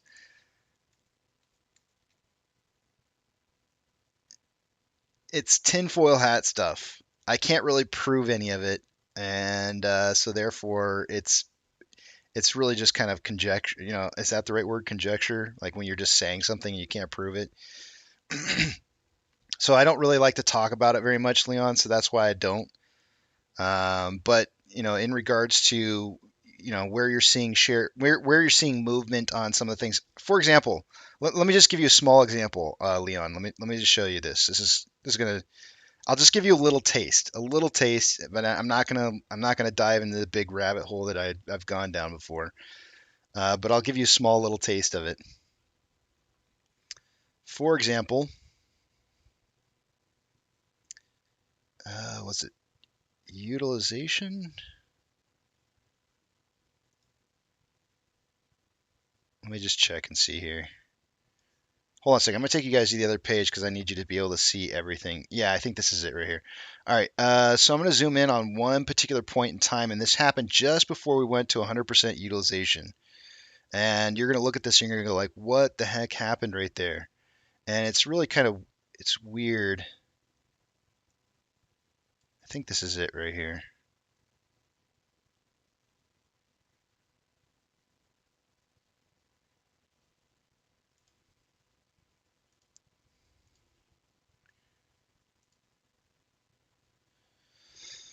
Maybe that wasn't it.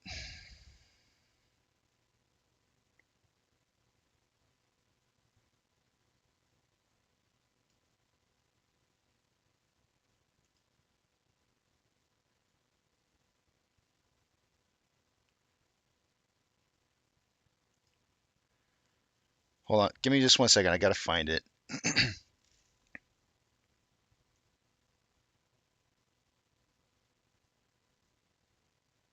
Oh, it's right here. Yep, this is it here. All right. So security lending volume. Security lending volume is a type of loan that can be uh, taken out by an institution. It's usually considered to be like a short-term loan, and it doesn't really get reported the same way as on loan amounts do. So like I'm not exactly sure how it is. Maybe it's borrowing against ETFs of some sort or another. And I know the page is kind of jacked up here, guys, but don't worry about that. It's how I've got the screen set up right now, and I'm not gonna fix it right now. I don't really care. But because you just need to see the chart, and that's all that really matters. But what I want you to see right now is I want you to see that this is a single day where on loan amount dropped from 190 million shares on loan from June 10th to June 13th, where it dropped from 190 million shares on loan, one of the highest amounts that we had ever seen, down to 159 million shares on loan, and then drove up the very next day to 195 million shares on loan. Huh? right? Like that's got to lead you to go like, wait, what's going on here? Something happened there, right? Like how in the world do you go from 190 million shares one day to 159 the next, and then back up to a new all-time high of 195? Something strange happened, right? Well, if you pull up security lending volume, it kind of tells you what happened, right? And I called this the kitchen sink a long time ago.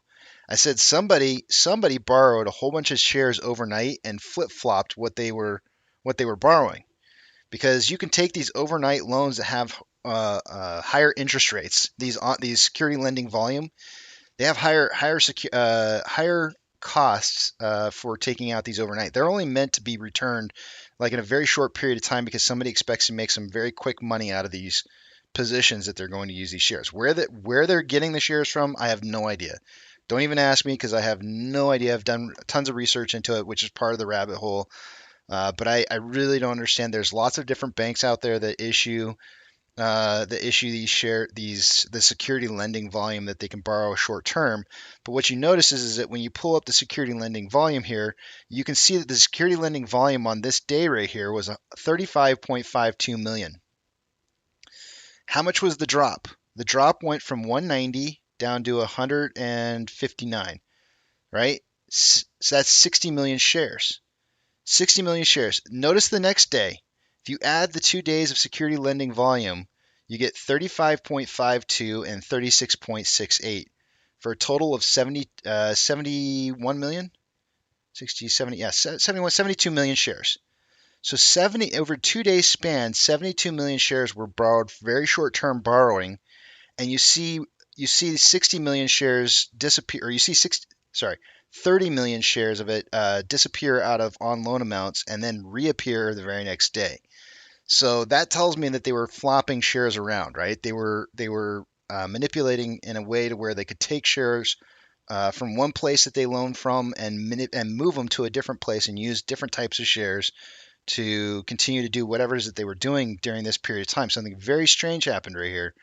Very, very, very strange. And so you start looking at the information and you start trying to figure out, well, okay, well, what happened to on loan average age per day during that period of time? Well, on loan average age per day returned right back to the same values as where it was before, almost as if it had never even really skipped a beat. Like you could just draw a line straight across here and pretend like, okay, well, the on loan average age per day never really changed, but it did.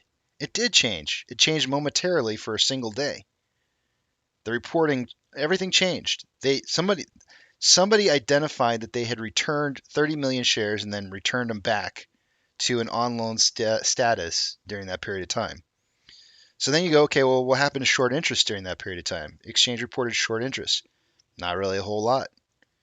Didn't do a whole darn lot. The estimated short share interest of the free float did change. It did the same little V pattern. So what happened to failure delivers? 1, 2, 3, 4, 5, 6, 7, 8, 9, 10 days later, they spiked massively, spiked to 9.7 million shares, almost the remaining portion of that 72 million shares, right? The 30, oh, sorry, not the remaining portion, but a portion of it. So it was like I kept telling everybody there's like this, there's like 30 million shares out there, the kitchen sink. I kept calling it the kitchen sinks out there somewhere. 30 million of it was to drive down the on loan amount that they had back here on June 13th. They returned those shares, and then somehow they managed to get a hold of 9.7 million shares for the shares that were due on June 28th. This big spike that you saw here, and somebody was able to return those 9.7. You add the 30 plus the 9.7, that gets you half or 30, 40 million of the 72, which leaves you the 30 million shares sitting out there somewhere. So I kept telling everybody, guys, there's somebody out there sitting with the kitchen sink, and if you pull up utilization during this period of time, utilization wasn't at 100. Was it? Oh yeah, utilization was at 100%. This is the kicker, right? This is the kicker on all of this. Utilization's at 100% this entire time. 100% utilization the entire time that happened. And I'm just sitting there going like, something happened here. Something majorly happened right here, and I have no idea what. I did a lot of digging.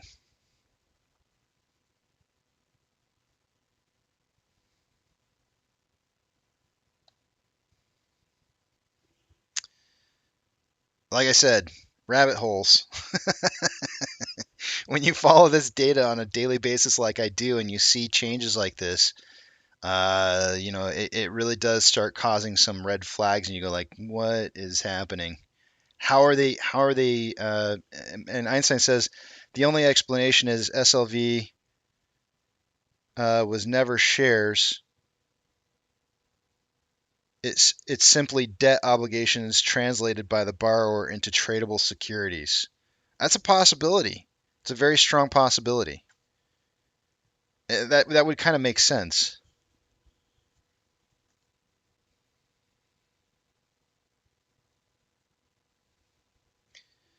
But anyways, like I said, I can't really prove anything. All I can say is that I know something happened. I can see it. I can see that something happened here. I just don't know. I don't know. And then where did security? Why did security lending spike at that moment in time? If you look at the times around it, there was no other spike points. We've never really seen anything like that in the past. Like there's never really been here's a spike in security lending volume, but you didn't see like an on loan amount dipping down like that back at that point in time. So I've never seen that before. It was completely an abnormal point in time where on loan amount just mysteriously dipped suddenly. Security lending went through the roof over a 2 day span, and then on loan amounts increased. But ever since that point in time, we've had some very high, elevated security lending volume that's been occurring. Like if I kind of move this scale out here, you can see that ever since that point in time, we've had elevated security lending volume that's been occurring, way above normal limits. Dr. Zena says it all boils down to hot potatoing lent shares. It really does. That's exactly what it boils down to. It really looks like they're shuffling hot potatoes. this is this is massive hot potato shuffling, and it's been going on since June. Now, if you go back and you look at June of 21, you see something very similar. Actually, you can go pre-January. You can see something similar where you see elevated amounts of security lending volume leading into the January run-up as well. Now, the one thing you have to be really careful about is that as I draw this over back to January and June of last year, when I have such a large span of window that I'm looking at, it's actually compiling. Each one of these days is not one day; it's actually multiple days. So if I actually have to kind of drive this down a little bit to get it to report single days. So if I go back to say like the June run up, which is right here, you start to see security lending volume in that 30, 35 million share range, right? The security lending volume right here is 35 million on May 18th. There was a big spike in security lending volume leading up to the June run up. So it almost makes it look like when I started to see the same thing in June of this year, June 10th, when I started seeing these spikes in security lending volume, it was like, uh-oh, here we come. Here we go. We're getting ready to go. And then it didn't really happen. Like they were shuffling shares around, but we've still managed to maintain massive amounts of security lending volume that's been occurring. So that hasn't really like it's been slowly kind of dissipating, but not. Um, it's still elevated, very, very elevated numbers in here. But yeah, it is definitely hot potatoing.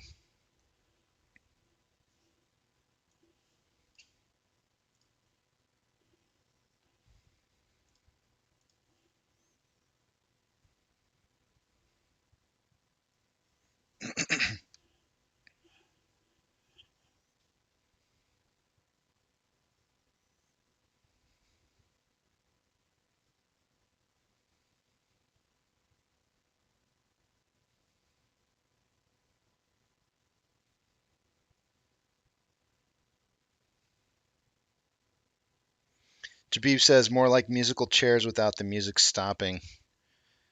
It will stop though. It will stop. I can promise you, it doesn't continue to go on like this. Somebody's bleeding cash. I don't think that you can have these. See, I don't think you can have this continued uh,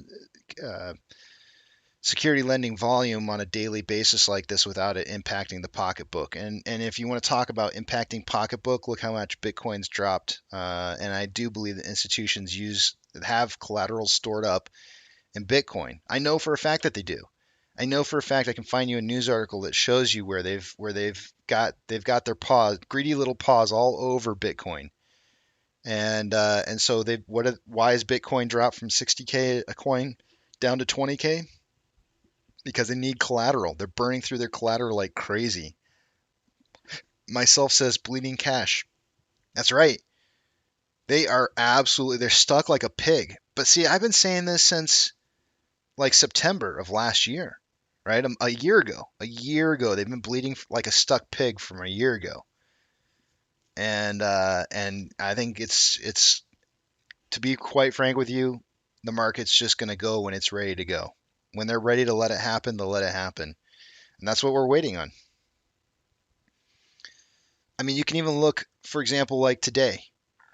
Today is like a great example of watching how the market is very slowly starting to kind of creep down. I'm wondering where's the money coming from today. SPY is down 3.14%. Where's the money coming from right now that's keeping everything held up? What's green? What's green right now and keeping the markets alive? Or what went green this morning? If I had to guess, it's going to be metals. Because I mean, look at HYMC. It was up 28%. Now it's only up 15%. So did they start taking money out of metals? Is commodity support? Is that where the support's coming from, propping up the market? Or are they shifting money around uh, to commodities from commodities to support the rest of the market? And it's a possibility. I haven't been looking at it, but it's a very strong possibility. BTW Brand says you can look at the heat map to answer that. Yeah, I know. I just haven't looked at it yet. I don't even really know if I care. I don't know that Weeble's got a very good heat map here. They usually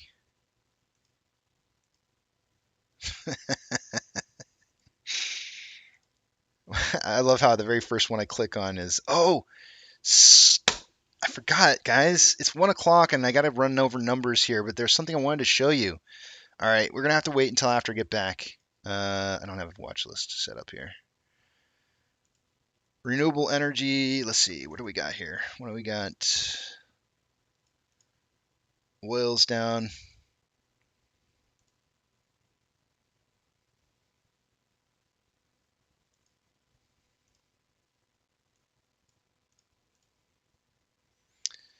A little bit of energy that's green. I don't know. I mean, I don't really know. Investment holdings.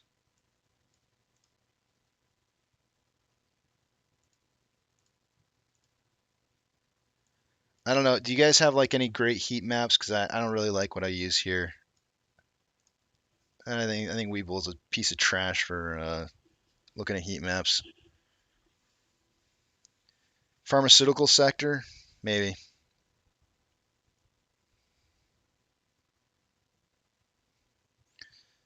Yeah, Leon, that's no problem, man. Don't worry about it. Don't.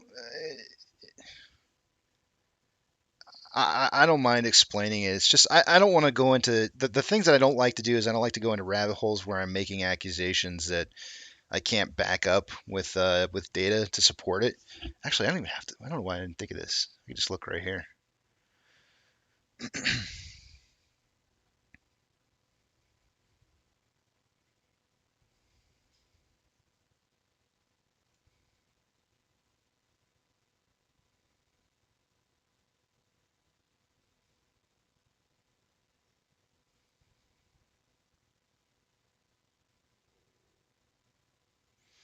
I got to show this to you guys. I got to show this to you before I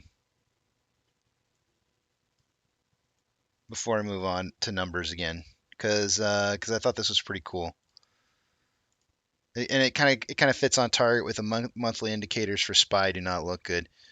And I retweeted it just a little bit ago when I was on my last break. I got to show this to you. Give me 1 second. Let me find it again.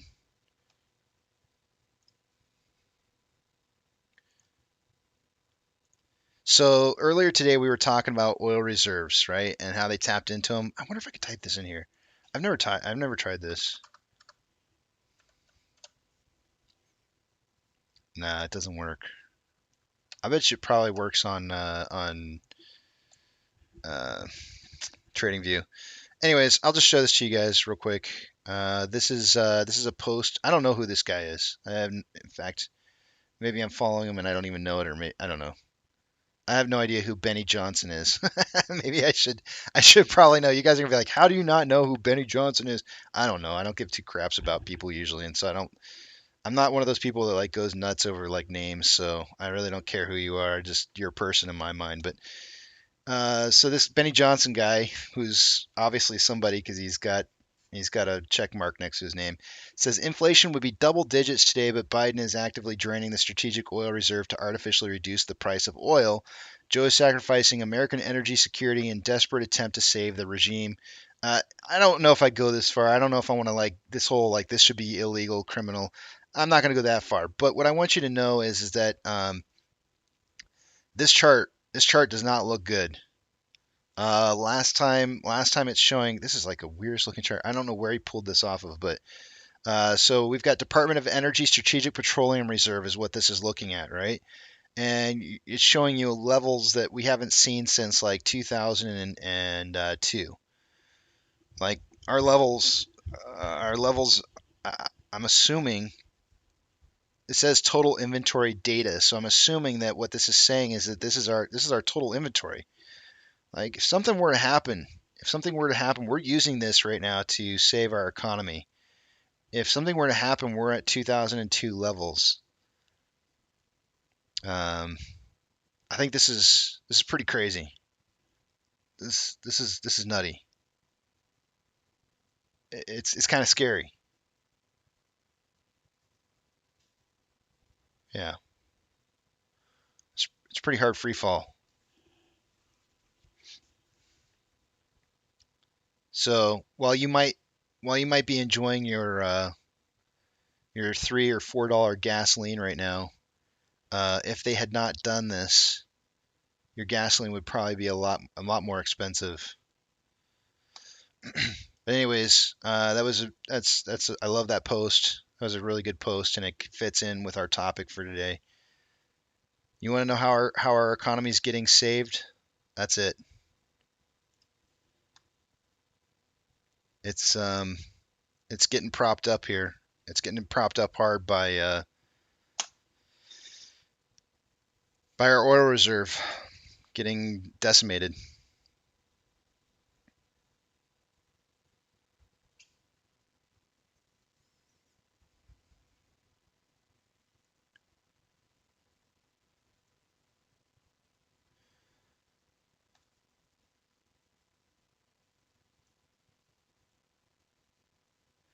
Well, you say Trump filled those reserves, but that's not what I'm seeing. It looks to me like the reserves got filled from like '01 to '05. So that would have been Bush. That would have been Bush.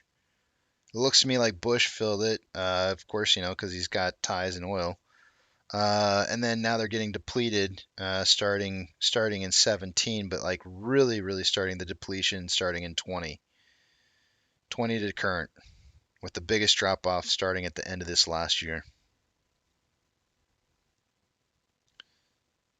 But it's time to take a look at the numbers.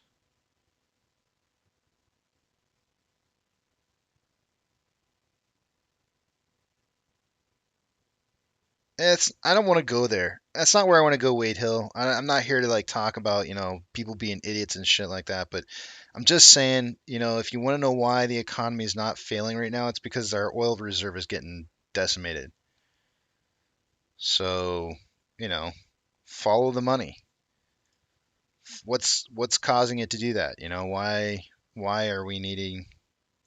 Why is there why is there so much money coming out of there? Where is it bleeding? Where are we bleeding from? This is black stuff. What is this? All right, let's take a look at our numbers. Stupid oil.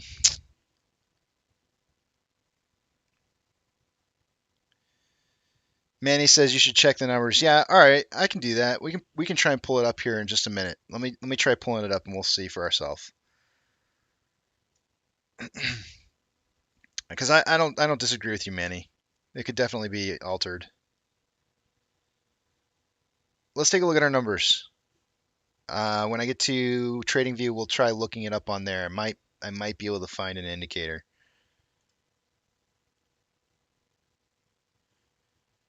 Oh, price check for the listeners. Total price between AMC and Ape is $15.08. We've got AMC is currently at 969, down 5.19%, and Ape is currently at $5.40, down 5.6%. But yeah, let's get through these numbers and figure out why everything is why everything is the way that it is. Let's see what's going on here. All right, starting with off exchange. I'm not gonna be able to see what it is you guys are writing, so hold those comments, thoughts, and oh, actually, you know what? I forgot. I think I forgot to log into my broker. 1 second. Let me log into my broker real quick. Two-factor authentication. If you don't have it, you might want to get it. It could help save you your account from having somebody in there that you don't want in there. Wrap it.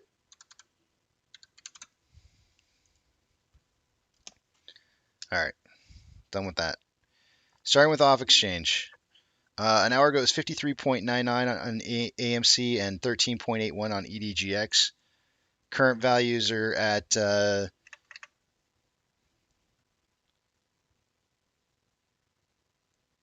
on, it's not going to give them to me. Think.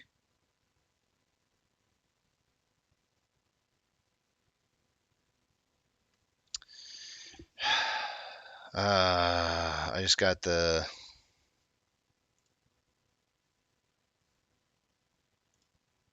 All right, there we go. 53.24 and 13.81 for a combined total of 67.05% of our volume going through those two exchanges. On Ape, it was 56.69 and 14.68. Now currently 56.81 and 14.08 for a total of 70.89% of our volume going through those two exchanges for Ape.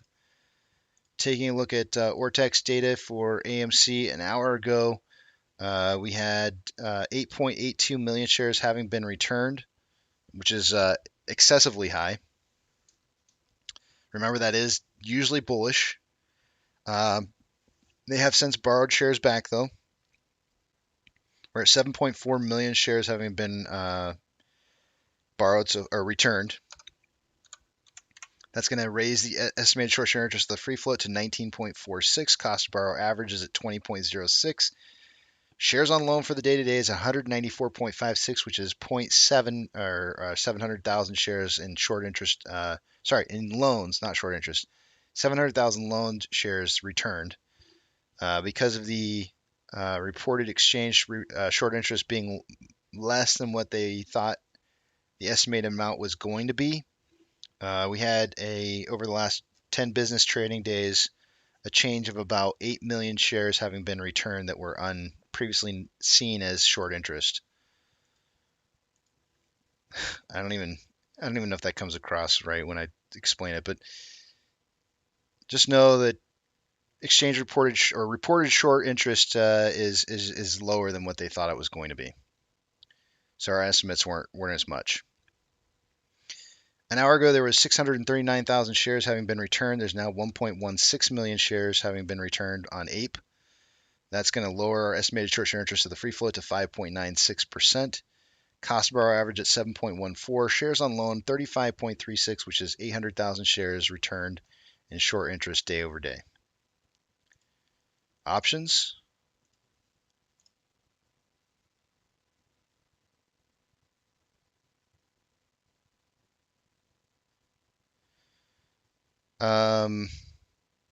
Highest amount of call volume is at a $18 strike price. An hour ago, there's 380 contracts. There's now 381. On puts at a $10 strike, there was 261,000 or 261 contracts. There's now 266. Combined price of AMC and Ape is currently at $15.11. The chart's not really revealing anything to me other than just basic consolidation. I don't really see anything specific that stands out to me.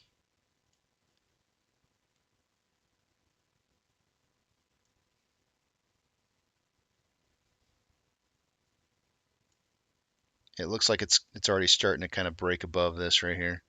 It does look like we have a little bit of a support line here. We'll see if we break through this or not, but we're at combined total of 1513. This is where I said when I pulled up TradingView, I would look up that Department of Energy strategic. I forgot the SPR part, but I think it was SPR. Let me just make sure. Strategic. I forgot what it stands for. Strategic something or other. Strategic Petroleum Resource. I don't know. Oh, what are we gonna do here? It's not showing up. Maybe it isn't under economy.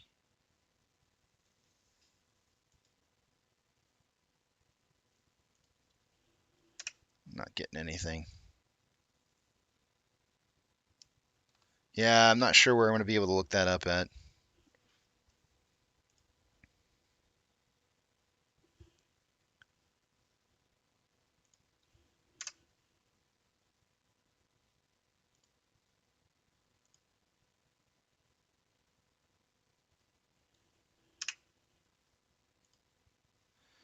Yeah, I don't know.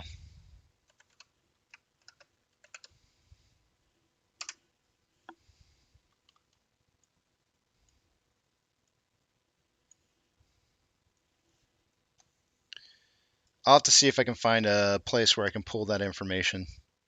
I might have to go to the Department of Energy in order to find it. Let's see. Orders by Fidelity customers. AMC is probably not on the list still. Ape and GME are still on here. Ape is 24th most heavily traded stock with 71% buys to 29% sales. GME in 28th with 66% buys to 34% sales. Low volume, low orders is usually the case.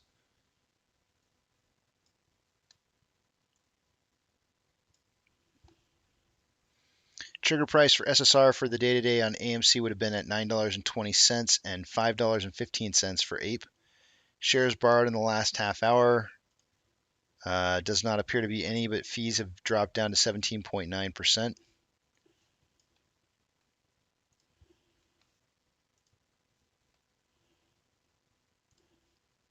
NASDAQ is down 3.92, Dow Jones is down 2.8, and S&P 500 is down 3.1.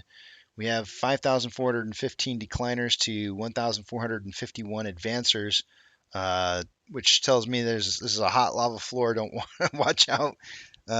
Really interesting that I put the title for what I put it for the day today, because man, is looking kind of crappy. VIX is up 6.91, VTI is down 3.12, IWD down 2.52, Tesla down 2.97. Amazon is down 5.54, Cinemark down 4.05, Doge is down 5.36, Bitcoin down 7.21, GME is down 3.2, HYMC is down, or up rather, 13.81, Hood is down 4.31, NCMI is down 3.67, AMC is down 5.09, and Ape is down 5.09, and AMC is down 5.33. Inflow versus outflow, $10 million more in outflow for the day-to-day on AMC than inflow.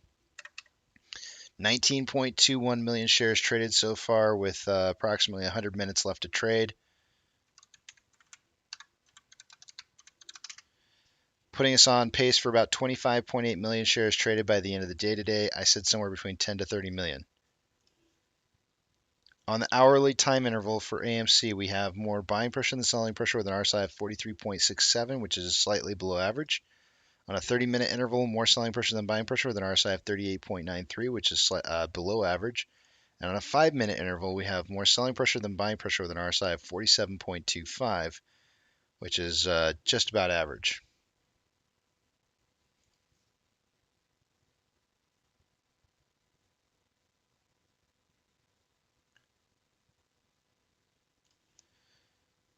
Ape has about 3 million more in inflow than outflow, with 6.74 million shares having been traded.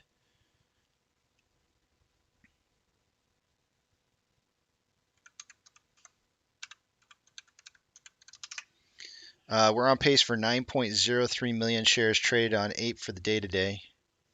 That would be less volume today than yesterday for both AMC and Ape. Hit or miss days are usually the case on the squeeze portion of Suck Squeeze Bang Blow. So we had 2 days in a row where we hit with both price and volume higher day over day. This is kind of normal. As normal as a squeeze play can be.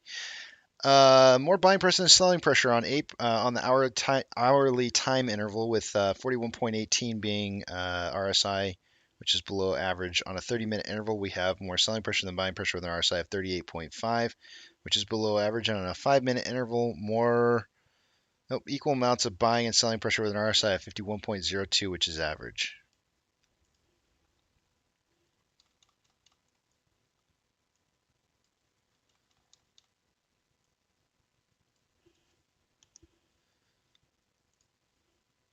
I've got to go to break here in just a minute.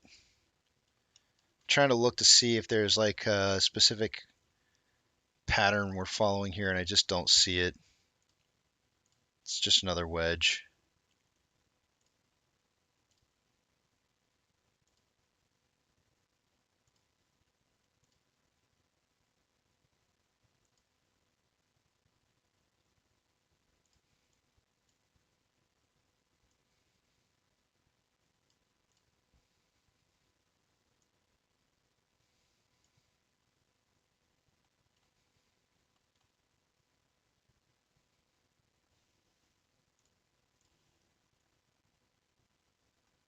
Same goes for Ape.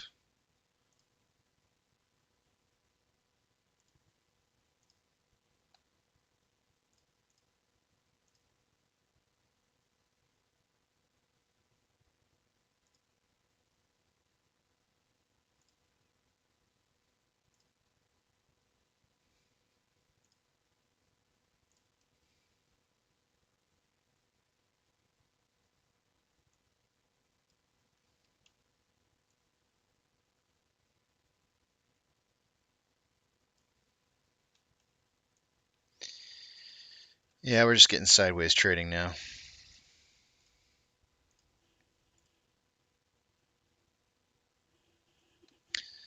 I'm looking for the reserves though. Oh, that's what it stands for. I don't know. R. P. SPR. Strategic something reserve. I can't remember what the P stands for now. Strategic Petroleum Reserve. That's probably what it is. I don't know. It just came to me now that you said crude oil. I was like, oh yeah, that's what R is. It's a reserve. I'm looking for DOES SPR is what I'm looking for, but it doesn't want to pull up on TradingView or um, Webull. Department of Energy Strategic Petroleum Reserve.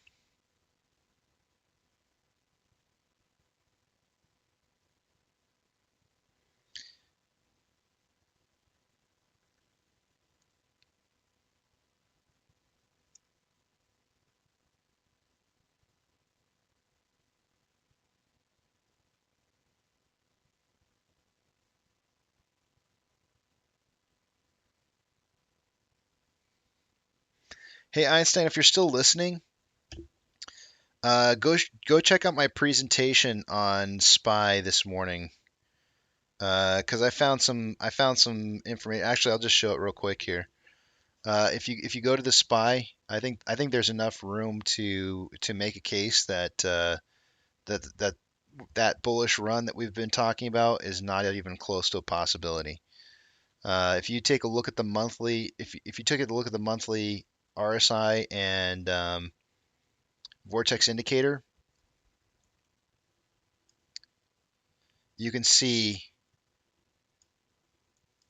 that there's only been 3 times in the past where we've had the vortex indicator indicate on a monthly chart that the where there's a, divi- a divi- ugh, I can't even speak, a divergence of buying and selling pressure. And the first time that we've seen it was back in January of 2001, where RSI at the time when they split was at right around 49.50.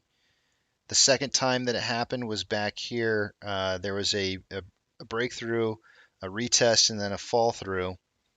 The RSI at that point where the convergence or the divergence of those two values happened was again at 48, 48, 49. So really close on RSI on that one as well.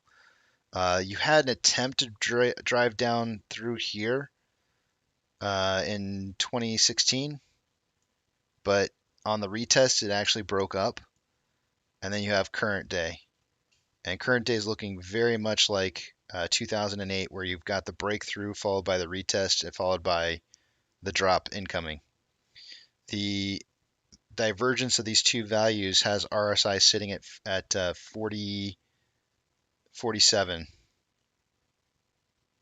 So we're running almost neck and neck with previous results on a monthly basis.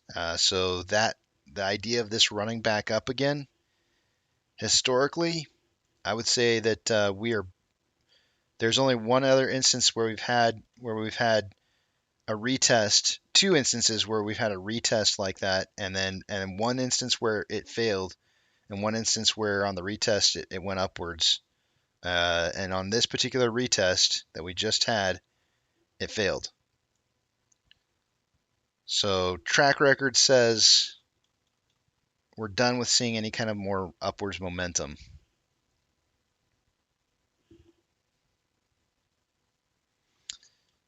But if you go back to the beginning of the show today, I talk about it at the beginning of the live stream, and you'll see it. It's like one of the first topics right after the music gets done. The music has stopped.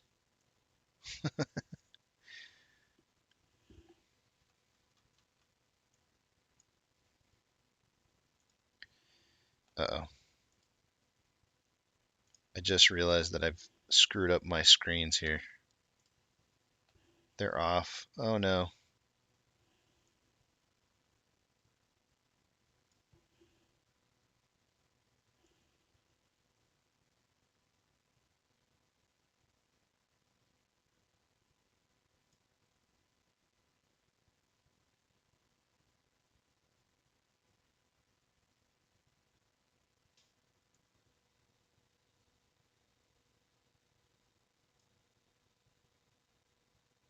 There.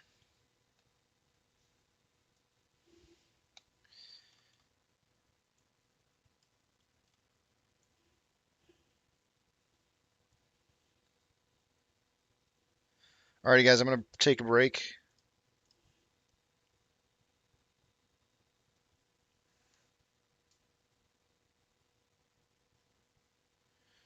Tammy says U.S. Strategic Oil Reserve Chart 2022. But I need like historically. I want historical numbers from like well into the past, though, not just this year. I could probably look it up. Yucca Frida says, Casey, do you trust us? Yeah, I trust you guys. Doesn't mean that I'm not going to look at the numbers, but I definitely trust you guys.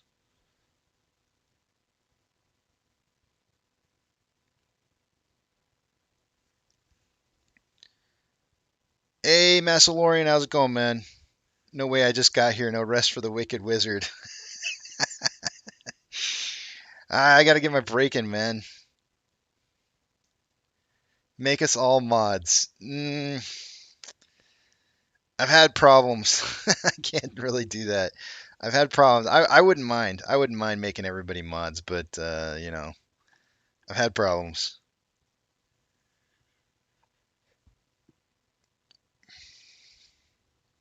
John Wilkes says EIA.gov has the data from the reserve's inception. Awesome. Mass says he wants the only break I want is the 1/72. Mass is the kid who wants his two front teeth for Christmas.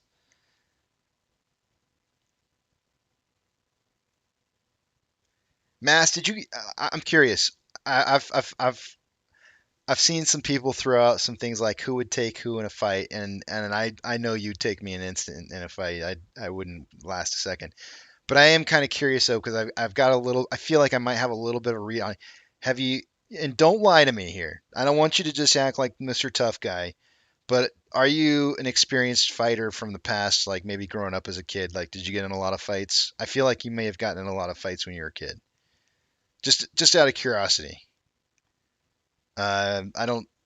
I'm gonna go ahead and just throw it out there that you're gonna you. I'll just go ahead and forfeit to you in the ring. I have a feeling I couldn't take any kind of ring work right now.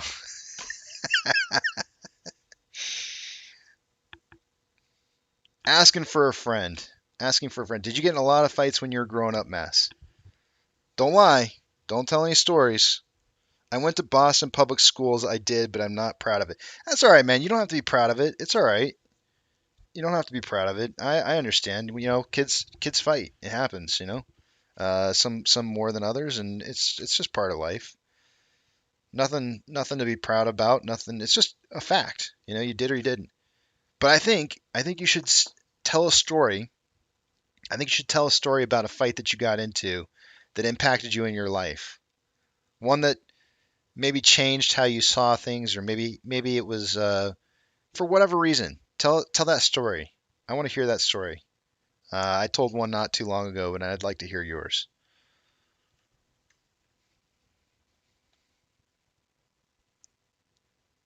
Casey loves his fights. I don't love my fight story, man. I really don't. Um, I showed up to get my butt kicked. I really did. I showed up. My dad told me to hit the kid in the face and run. I figured I was gonna just show up and get my butt kicked and take it like a kid, and just got wound up into an armless wrestling match.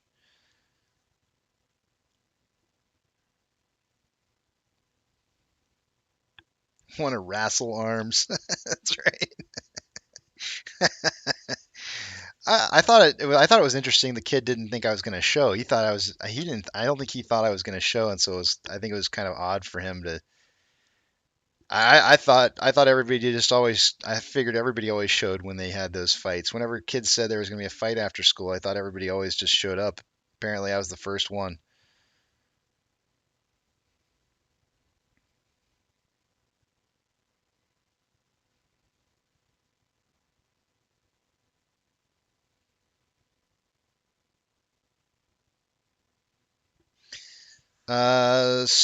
King says, "Where's the support on AMC?" Hmm. I wouldn't see this as like a lack of support, King. Don't whenever price is moving like this, don't see it as a lack of support because we actually have a good buy to sell ratio today. Whereas where it was decent at least. Yesterday was not that great of a buy sell ratio day. So the idea that there may be some additional shares out there that that perhaps have been waiting to um, clear those through settlements could be taking place from what happened yesterday. I mean, we got to be real. The buy to sell ratio yesterday was atrocious. It was really low. But we also knew that there was a lot of day slash swing traders that were trying to make a quick buck 25. So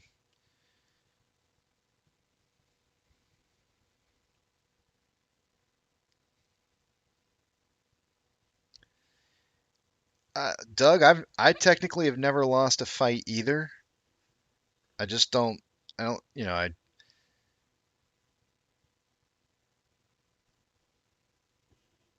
none of them actually ever turned into a fight. Usually, most of them turned into what I would say is probably more of a, if anything, a wrestling match, skirmishing on the ground, where there's not. I mean, sometimes there's a winner, but not usually. Everybody's getting punched up and kicked and yeah. All right, I'm gonna go take my break, guys. So let me put up my message.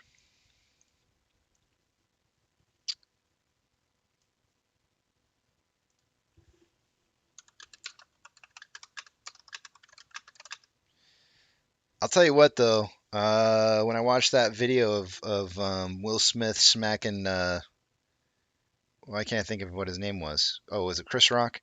He was smacking Chris Rock. I was watching his feet. That was the first thing I went to look at was his feet to see how his feet squared up, and I think it was a legit hit. He may have been soft on the hand, but I think it was a legit hit. The way he squared up his feet, it really looked like a real smack, a real smacking.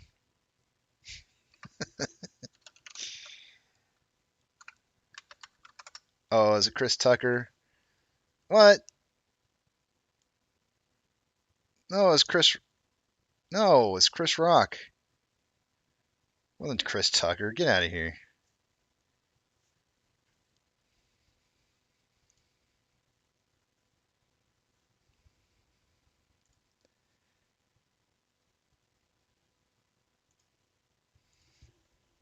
Now you got me looking it up. I know it was Chris Rock though.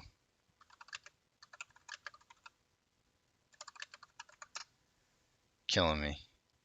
Yeah, it says Chris Rock. Man, why you gotta go making me like doubt myself? Yucca Frida. Yucca Frida's trying to make me feel all self-conscious over here. It's like, dude, get out of here. It was Chris Rock, dude.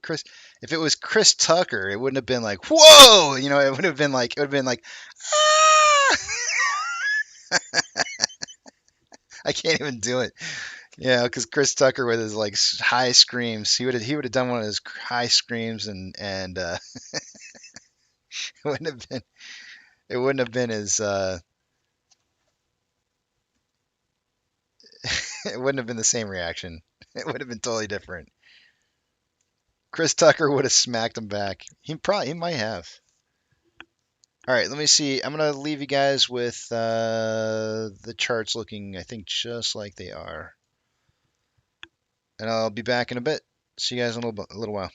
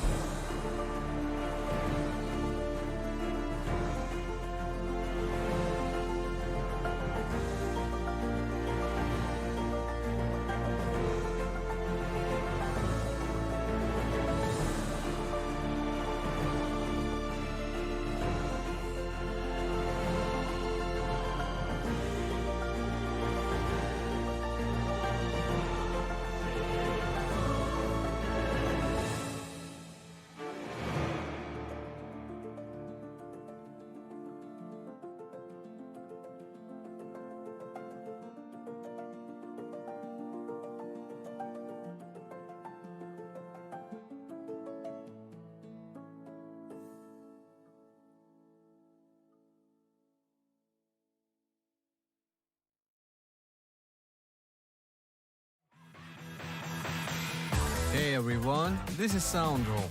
I hope you enjoy using my tracks. If you like what you hear, go premium today, and I promise to make lots more tracks just for you.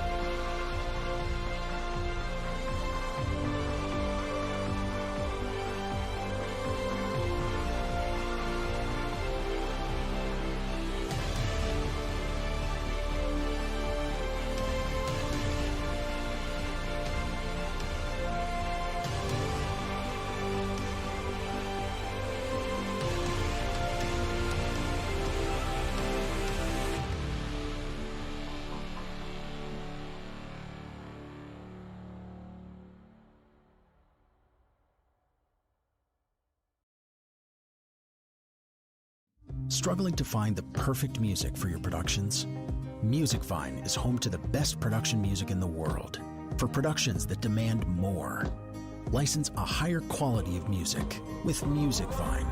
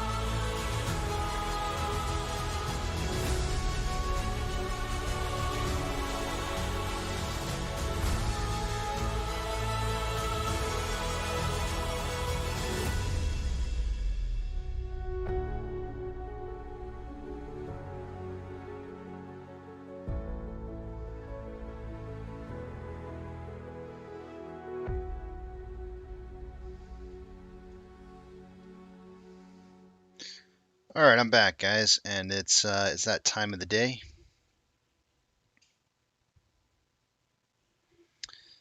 Um,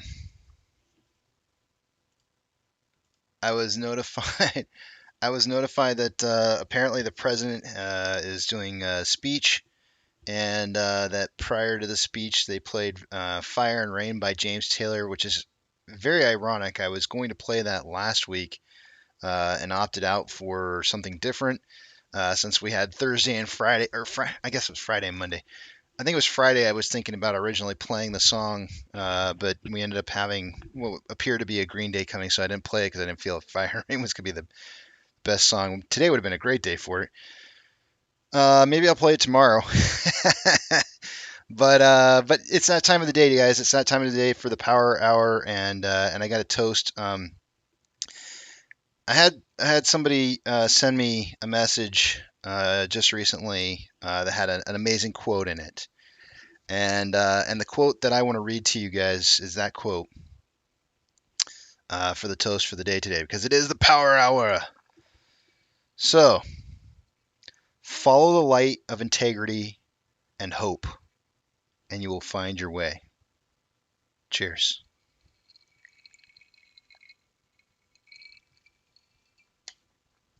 That means a lot to me. It really does. It speaks super, super loud. Because what else you got? You got integrity. You can control that. You can have your hope, and nobody can take it away from you unless you allow them to. It's nice to know that at the end of integrity and hope is light. I don't know what this. Well, I can tell you where the source. I can tell you that it came from Dr. Zeno. Dr. Zeno sent it to me, and it was. I probably should have asked him first if I could tell you that, but I'll let him reveal where he got it from. That's his choice. I don't know whether he wants to talk about it, but the quote is, "Follow the light of integrity and hope, and you will find your way." So, I like it. I really do like it.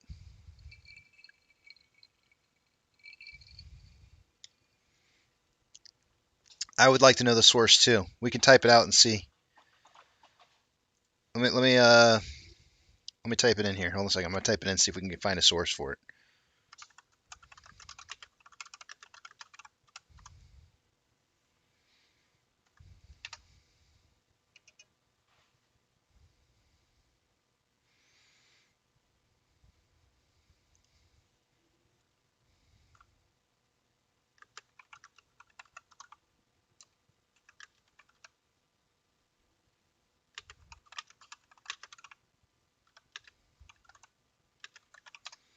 It might not have. There might not be a.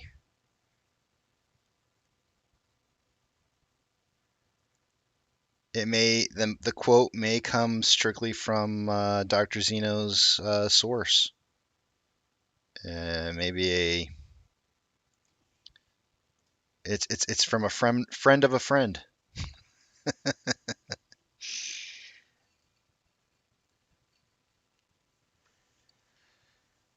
All right, guys, it's time to take a look at the numbers.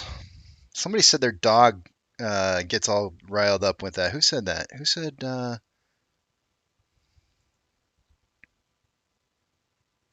Somebody said something about dog looks up when I say that. The source is Pablo Escobar. Dang.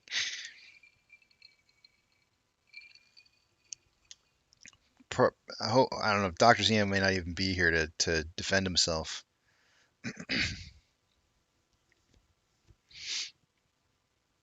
All right, guys. Let's take a look at the numbers. Yucca Free says, Casey, here's a quote for the year. Before you criticize someone, you should walk a mile in their shoes. That way, when you criticize them, you are a mile away from them, and you have their shoes. Yeah, right.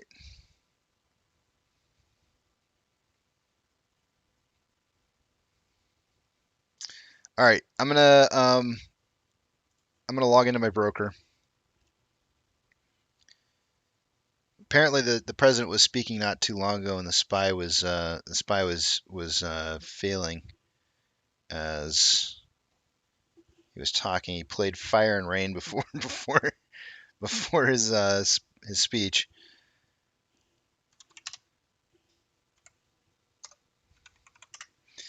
All right, let's see what we got going on here.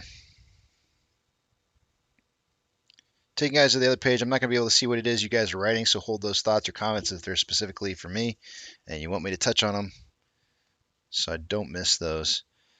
Let's see what we got going on. I'm going to move a couple pages real quick here. Starting with off exchange.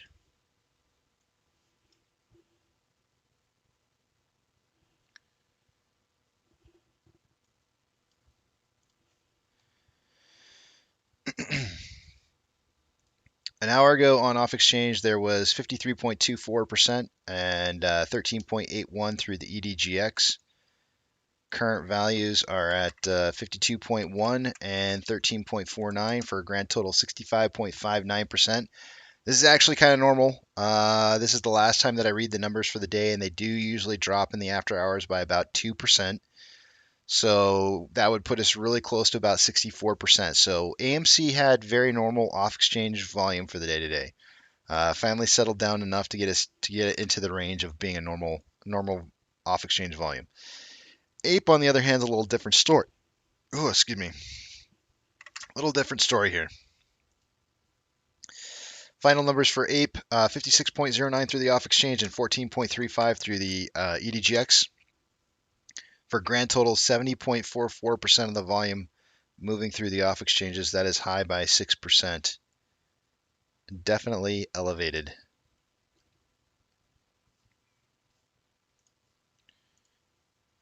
Taking a look at AMC.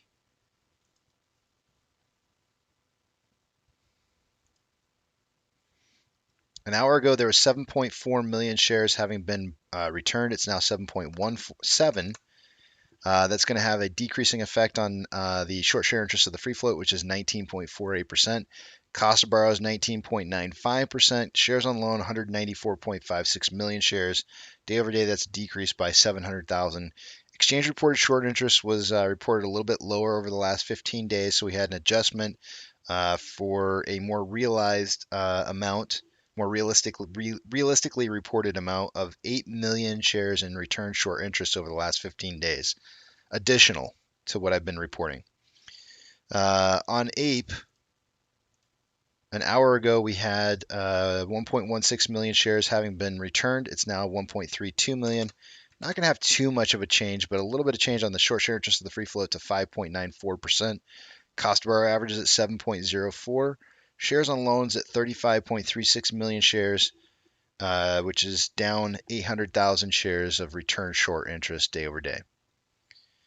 Taking a look at the options, highest amount of call options for AMC1 for the day today was at an $18 strike price. An hour ago, there was 381 contracts. This is now 392.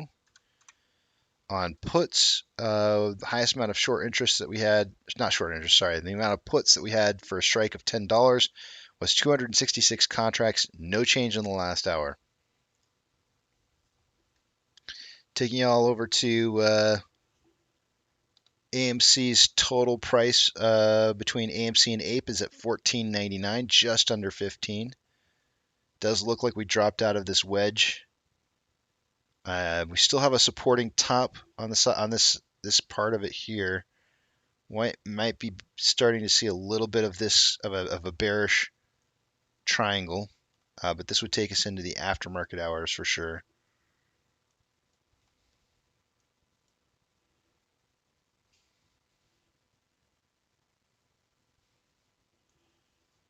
Oops.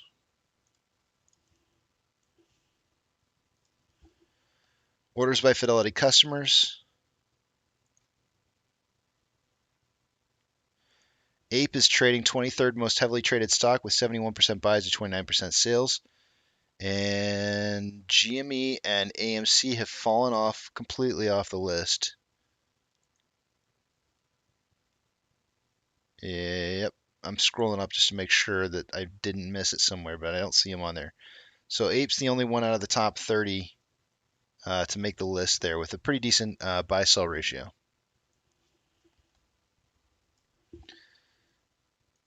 SSR would have tripped at $9.20 for the day-to-day on AMC. Shares available to borrow. No new additional shares borrowed in the last hour. 17.9% is its current fees. $5.15 is how much Ape would have tripped SSR at $5.15. VIX is up 11.35%. VTI is down. Wow. VTI is down 3.95. IWD is down 3.38. Tesla is down 3.7. Amazon is down 6.43. Cinemark is down 4.3. Doge is down 6.29. Bitcoin is down 9.8. GameStop is down 4.58. HYMC is up 13.08. Hood is down 5.4. NCMI is down 5.5. Ape is down 7.17. And AMC is down 5.87. Inflow versus outflow on AMC is $12 million more in outflow. 22.15 million shares having been traded for the day-to-day. I suggested in pre-market somewhere between, 10 to 30 million shares traded for the day-to-day. Looks like we're going to hit that. We're on pace for about 24.2 million shares by the end of the day. On the hourly for AMC, we have more selling pressure than buying pressure with an RSI of 42.62, which is below average. On a 30-minute interval, we have more buying pressure than selling pressure with an RSI of 38.67, which is above or below average rather. On a 5-minute interval, we have equal amounts of equal amounts of selling pressure and buying pressure with RSI at 48.32, which is just about average. On Ape, we have more inflow than outflow by $3 million roughly. 7.45 million shares having been traded.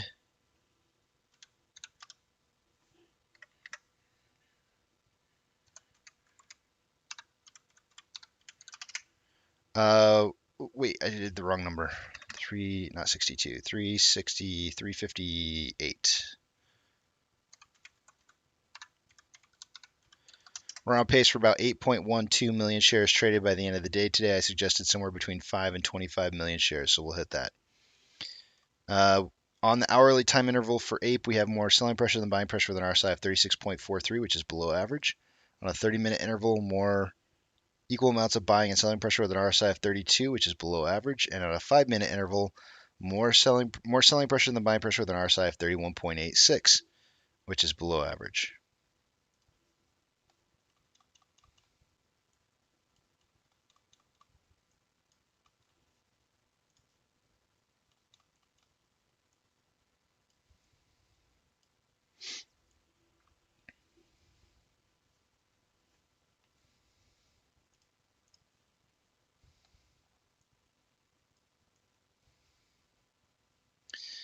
The push for synthetic price failure, I think, for tomorrow for Ape is going to be very, very strong.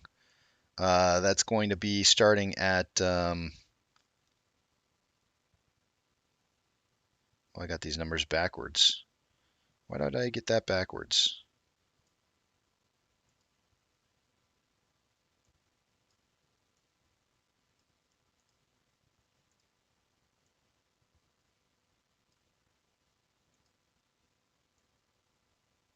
Wait, hold on a second. Let me just verify my data. What do we got here? 493, 490. I must have been smoking crack this morning. What the heck did I do? Oh, you know what? I think it changed because of the top that we went to. 493 would be the price that it would start at. 493, 490.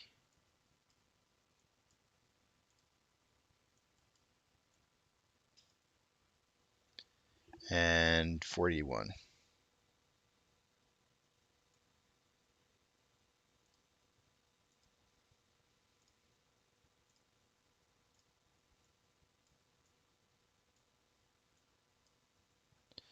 I would just go ahead and plan on potentially seeing that happen because if we close at 527 today, That's going to push SSR being tripped. Let me see.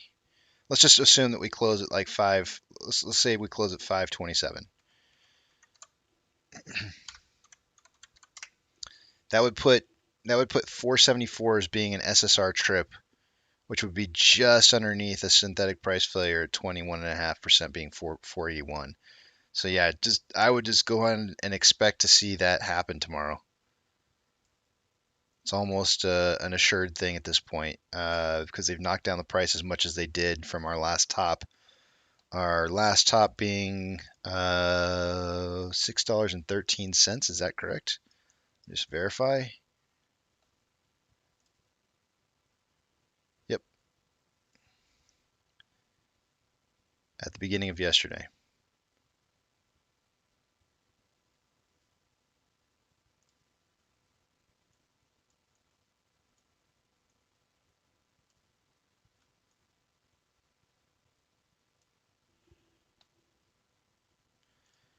In regards to AMC, for tomorrow, in order for us to hit a synthetic price failure on that one, we would have to hit, I believe 875 is the number we would have to hit. I don't, let me check and see what, if we close at like 958, let me see what that would be.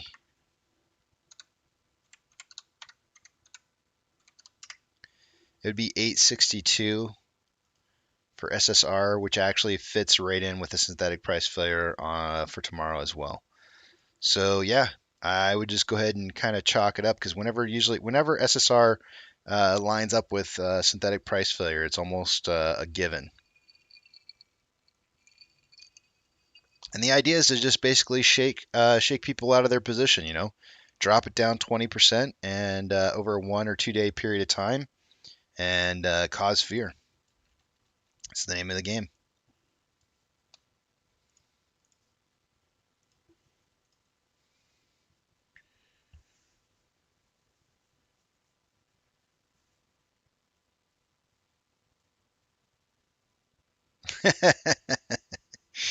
Yucca Frida said, so that's who took my crack pipe.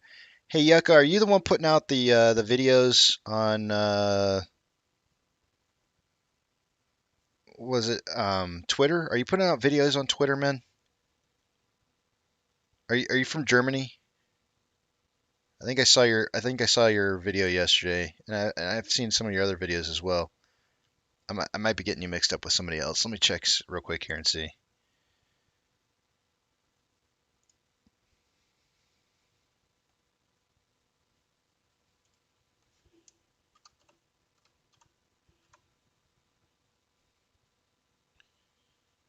It's not showing up.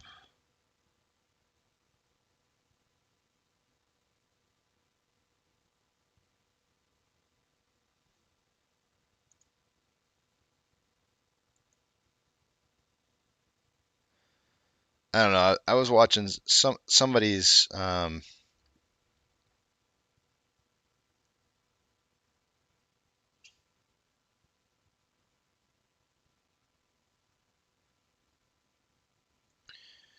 hold up a second here. Just got this in the mail.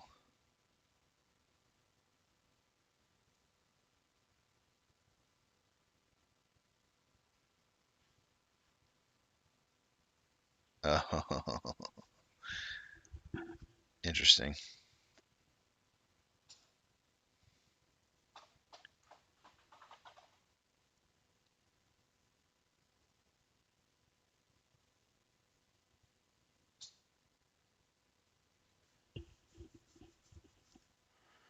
There's somebody on here that watches that's putting out some Twitter videos. I can't remember the name off the top of my head. And I guess apparently Phil for Real is gonna do a video on him or something like that. Let's see if I can find it. I'm looking. I don't see it.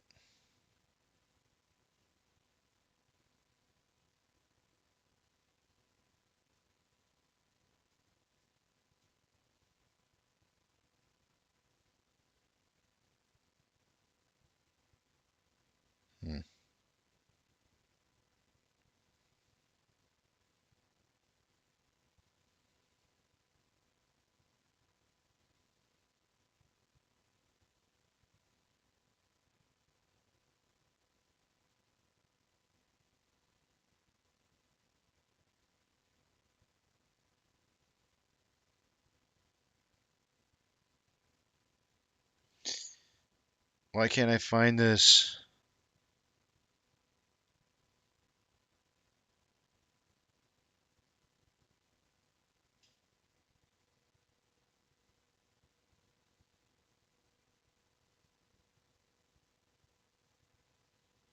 I'll have to find it. I'll have to find it later.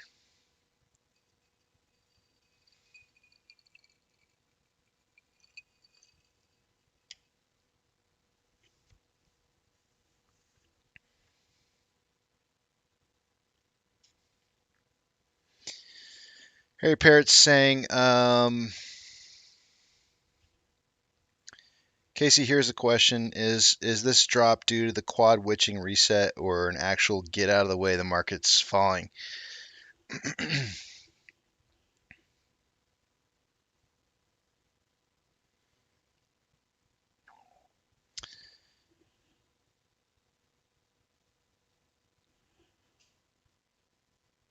I'm gonna go with let me check something real quick here. Where do I want to check this at?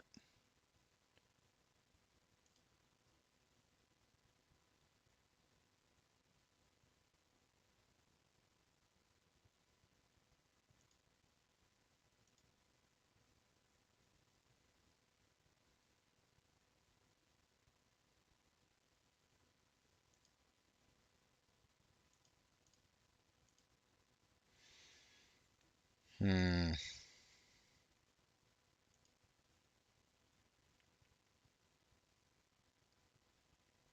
Give me 1 second. I've got a better place to check something that I got to look at real quick here.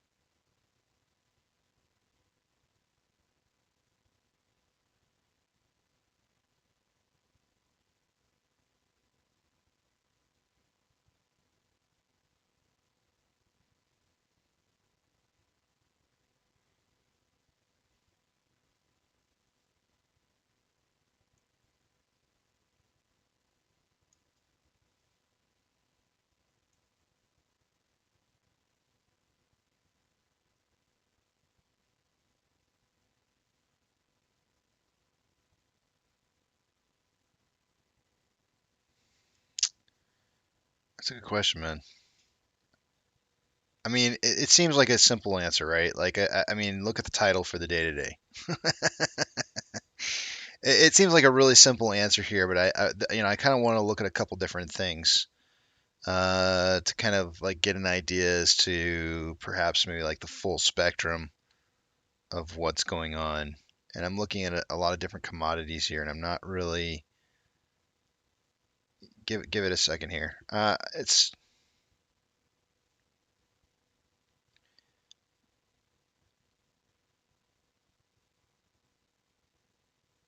give me a few minutes to kind of answer this. I'm gonna need a few minutes. Yeah, it is a lot. Just wait. Just wait. You think 4%'s a lot now, you just wait.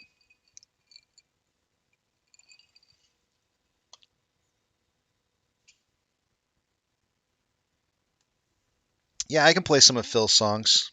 He gave me permission.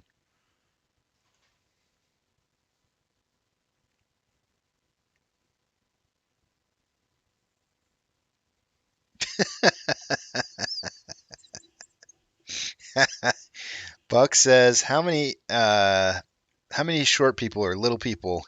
I'm not going to say the M word. I don't think that's I think that's you're not supposed to say that. I don't know. How many little people fit in the back of the big tramp? As many as I can stuff in there.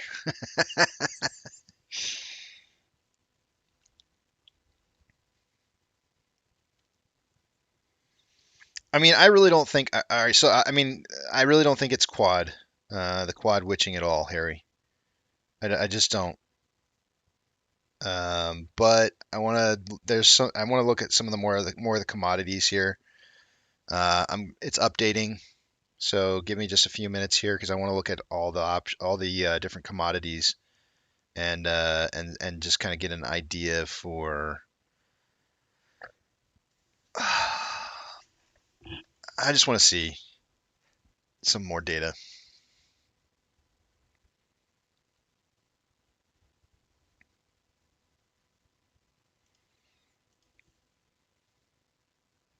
Sam says this isn't panic selling yet.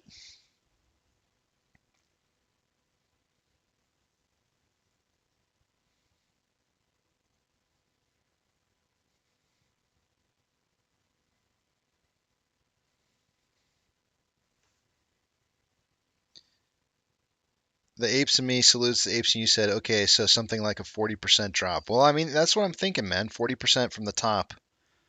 So I'm kind of guesstimating somewhere between 215 and 245.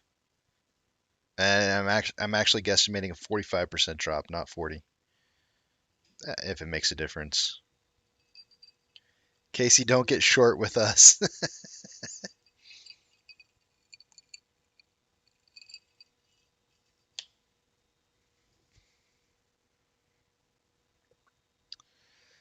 Crypto's not done yet, though. It's not done. I'm telling you, there's more. It's got more to drop. But I don't expect it to really start dropping and probably till this weekend. Buck says, has the government abandoned propping up the market? Apparently, Joe Biden just spoke. I haven't seen it yet. Hold on a second. Let me see if I can see it.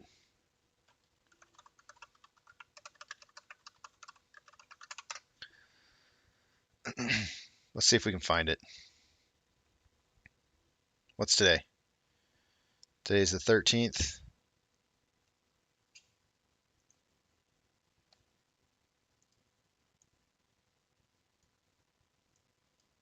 So apparently, I wish I could. I can't make this stuff up to you guys, but I promise you, I was really gonna play this song. Just I think it was Friday last week. So let's hear what the president has to say. But first, we're gonna get a little ditty here. We're gonna get a little ditty from one of my friends, one of my favorite friends. Uh,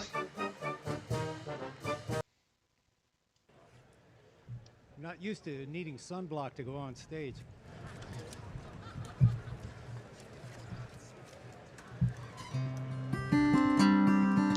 one of my favorites. A lot of people told me that I do a lot of playing a lot like James Taylor, and James Taylor is one of my favorites. Always has been. In fact, I'd say that some of my playing style kind of is a mixture between James Taylor and perhaps Dave Matthews. A lot of those hammer-ons and pull-offs. Just yesterday morning, they let me know you were gone. Suzanne, the plans they made put an end to you. I walked out this morning and I wrote down the song. I just can't remember who to send it to. Boy, that's not appropriate. I've seen fire and I've seen rain. James, why are you making fun of the I've president? seen sunny days I thought they never Can't remember. That's a joke. All right. Anyways, let's. I love James Taylor. He's one of my faves. We got the president talking though. Hold on. Close. And finally, be good stewards. Somewhere. Justice, inclusion, and diversity, always, for the children. We made history, we made progress, and together we have put people over politics. Thank you, Mr. President. Thank all of you. God bless America, from sea to shining sea. Thank you. Oh, we leave it.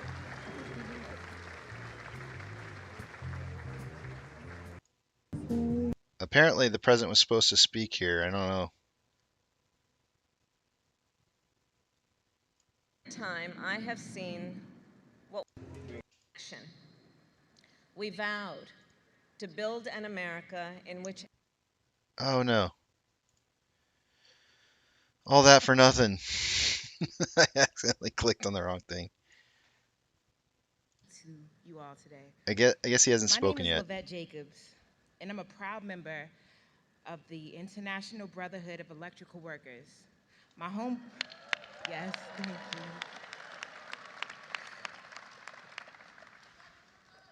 I love you too. My home base is Local 103 out of Boston, She should have followed Massachusetts. that up with no FOMO. I love you guys too, no FOMO. My career with the IBEW has positively impacted me. It's given me endless opportunities that have in turn changed my son and I's life for the better. Sorry. She's like me. She's apologizing for So, everything. you can only imagine how big of an honor it is right now to introduce our next speaker, a true friend of the IBEW. As we all know, plenty of promises are made around election time. Sadly, many of those promises aren't kept, but not President Biden. In April of 2020, yeah, round of applause for that.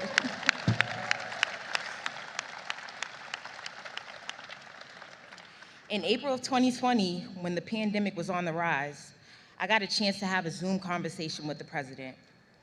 I told him how I lost my job due to COVID and explained how tough it was to be laid off so suddenly. During that conversation, not only did the president give me encouragement, he also let me know that he understood how valuable our workers in the country are and how important it was to take care of our workers. When he got elected, he put those words into action. Mind you, the IBEW was one of his earliest supporters when he decided to run for president. There you go. So believe me when I tell you, I remember those promises that he made. He promised to reach across the aisle and invest in rebuilding and modernizing our infrastructure, to bring back American manufacturing so that we could get back to building things in this country. During the campaign, I remember and repeatedly heard him say how he acknowledged how unions built the middle class. Here we go. I'm And he sorry, also stated Diaz, that he man. would I'm sorry. that he would be the most pro-worker All right. president Well, that wait. we've ever had. He made it clear that he believes a pension is a promise.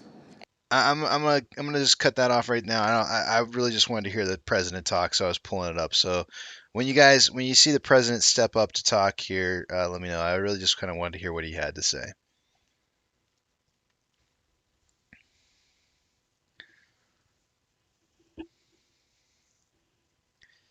But we are getting really awfully close. Yeah, I turned off the sound. I turned off the sound, so we'll just wait and see. I don't think he's going to be able to finish anything that he has to say before the market ends. If you guys go to live, actually, I'll just give you the link.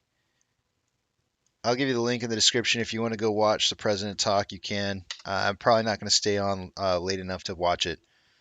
I will cut off at the appropriate time. Roseanne says, "Come on, I was having fun." I was just kind of, well, I feel for Diaz. I feel for a lot of people. Like nobody really wants to hear any of this because it's just kind of like I don't know. A lot of people are disgruntled and not really liking what's going on right now with our economy and politics and all that kind of stuff. And I don't want to try to divide people. So, but I do think it is important to hear what our president has to say to us.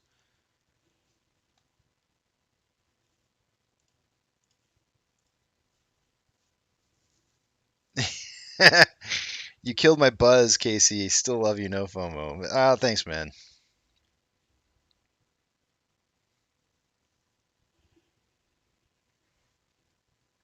He looks like he's about ready to jump up there. He wants to. I can tell he kind of wants to get up there and start talking. No, I don't really like the state of our country either, Buck. But I'm not triggered easily. It takes a little bit to push my buttons. I mean, I am. That's not true. I'm so lying. I can easily be triggered.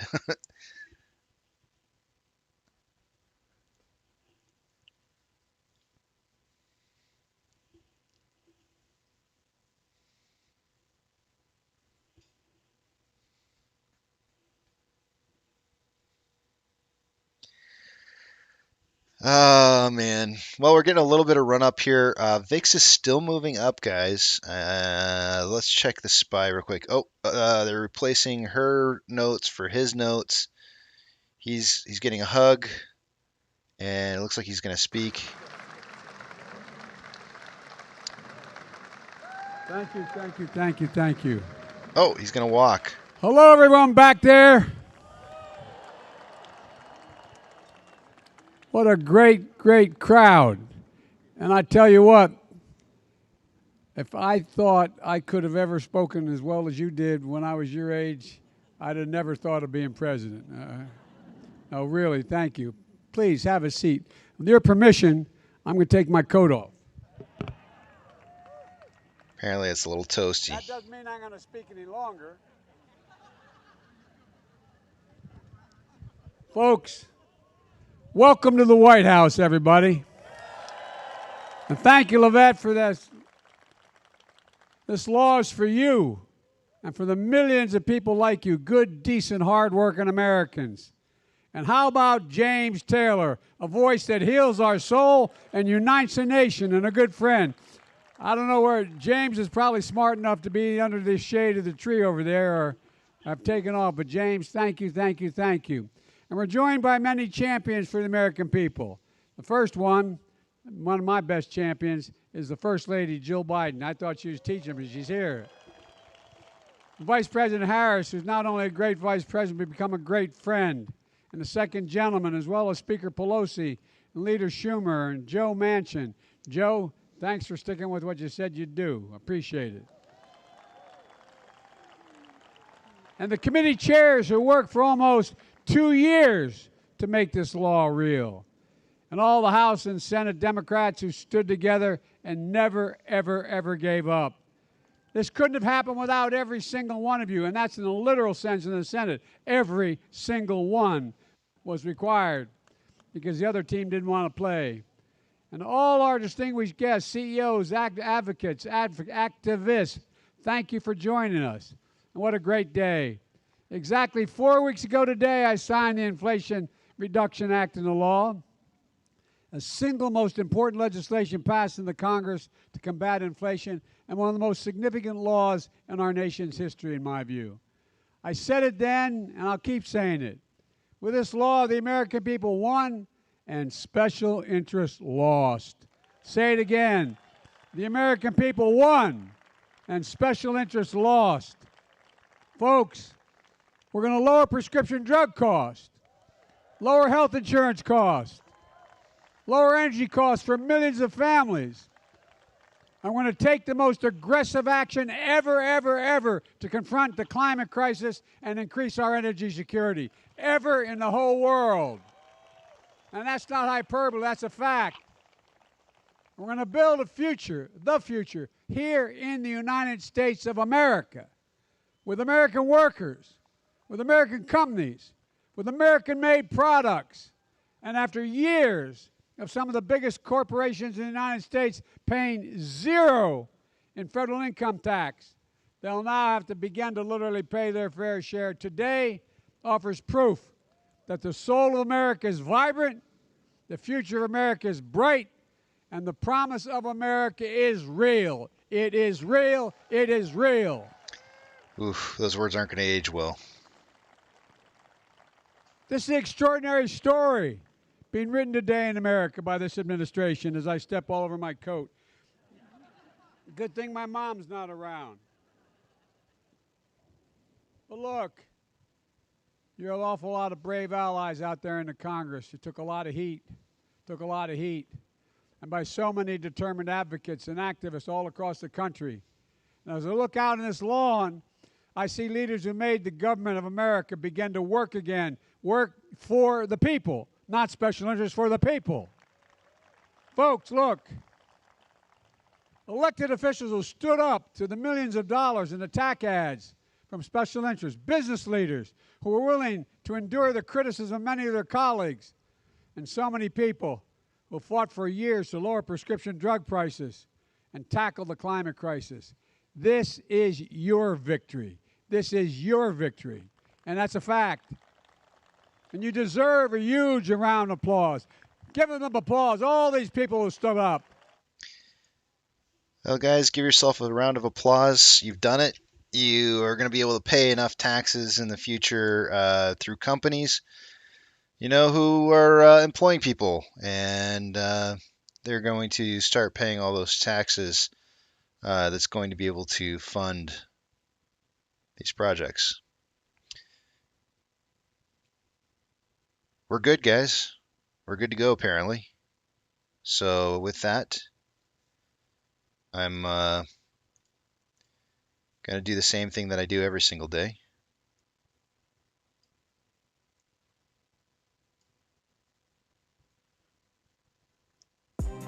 Eat, sleep, drink. I'm going to get plenty of rest because tomorrow's another trading day. Spend time with your family, spend time with your friends, spend time with your pets, like take them for a walk or something. Maybe go see a movie, because that is, after all, what it is that you're here for, is to support a movie company. But above all else, guys, don't have a good night. Have a great night.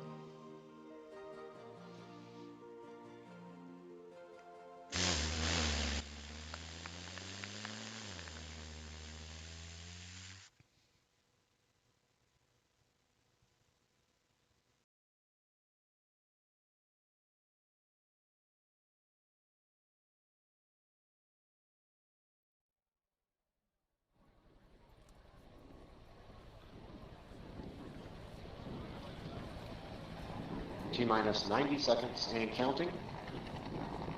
All systems are go. We're about 90 seconds from the launch of Space Shuttle Discovery.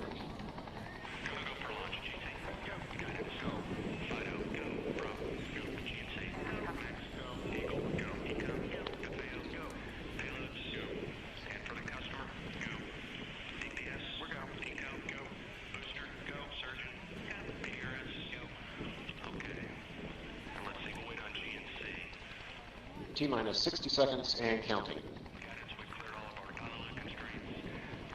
We are transferring to orbiter internal power at this time. Discovery is now running off its 3 onboard fuel cells.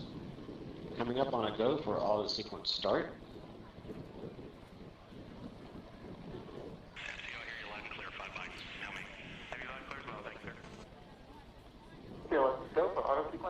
And we have a go for auto sequence start.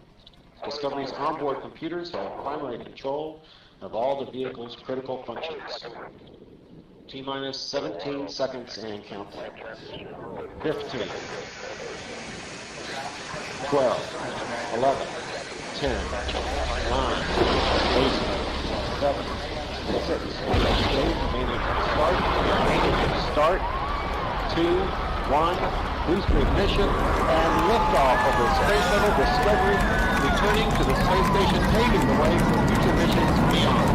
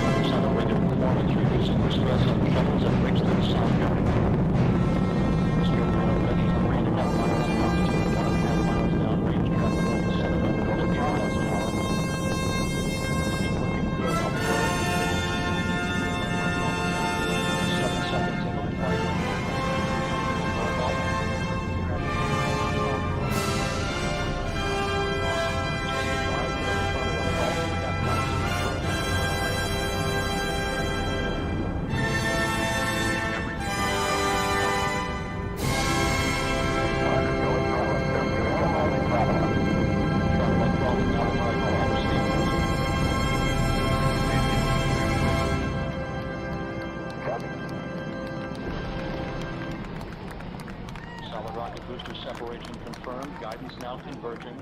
Discovery's onboard computers commanding the main engine nozzles to swivel, aiming the shuttle for its precise target in space for main engine cutoff. Should have a good forward leg now and Okay, you sound good.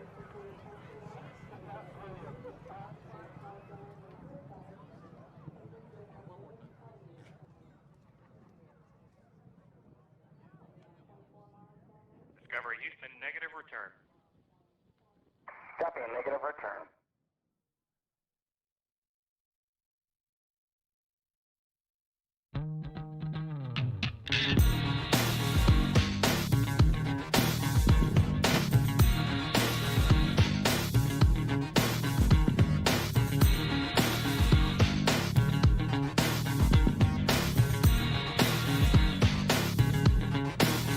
Stand back.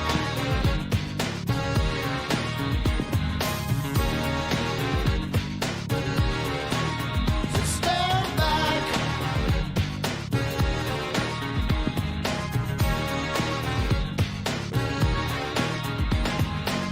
What are those dogs doing sniffing at my feet? They're onto something, picking up this heat.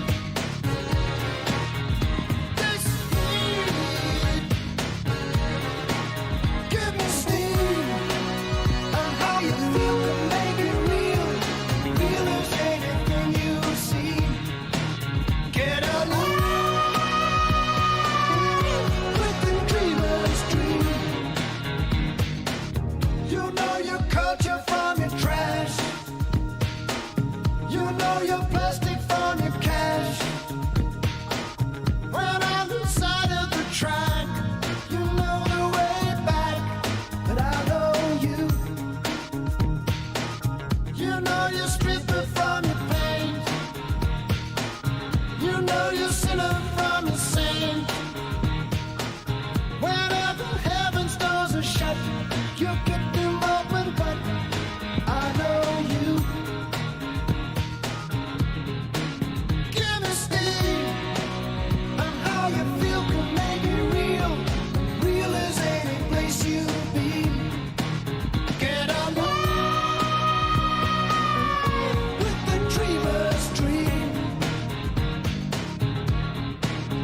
Stand back.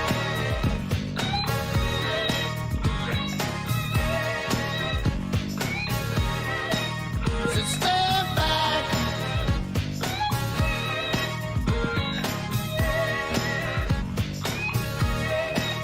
Can't you see I've lost control? I'm getting to scream.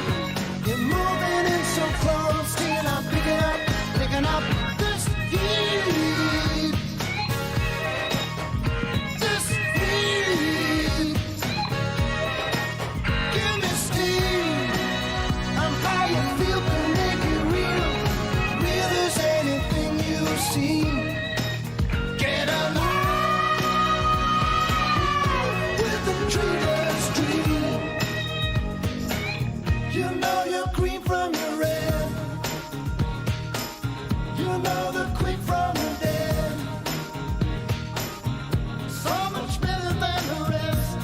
You think you'd be blessed, but I know you. You know your letter from your snake. You know the throttle from the brake. You know your straight line from a curve. You've got a lot of love, but I know you. Give me steam. And how you feel can make it real. Real as any place you've been. Get alive with the dreamer's dream. Everybody knows dial, hold your breath, count to 5, act slap, booby trap, cover it up in bubble wrap, room shake, earthquake, find a way to stay away. It's gonna blow, it's gonna break. This is more than I can take.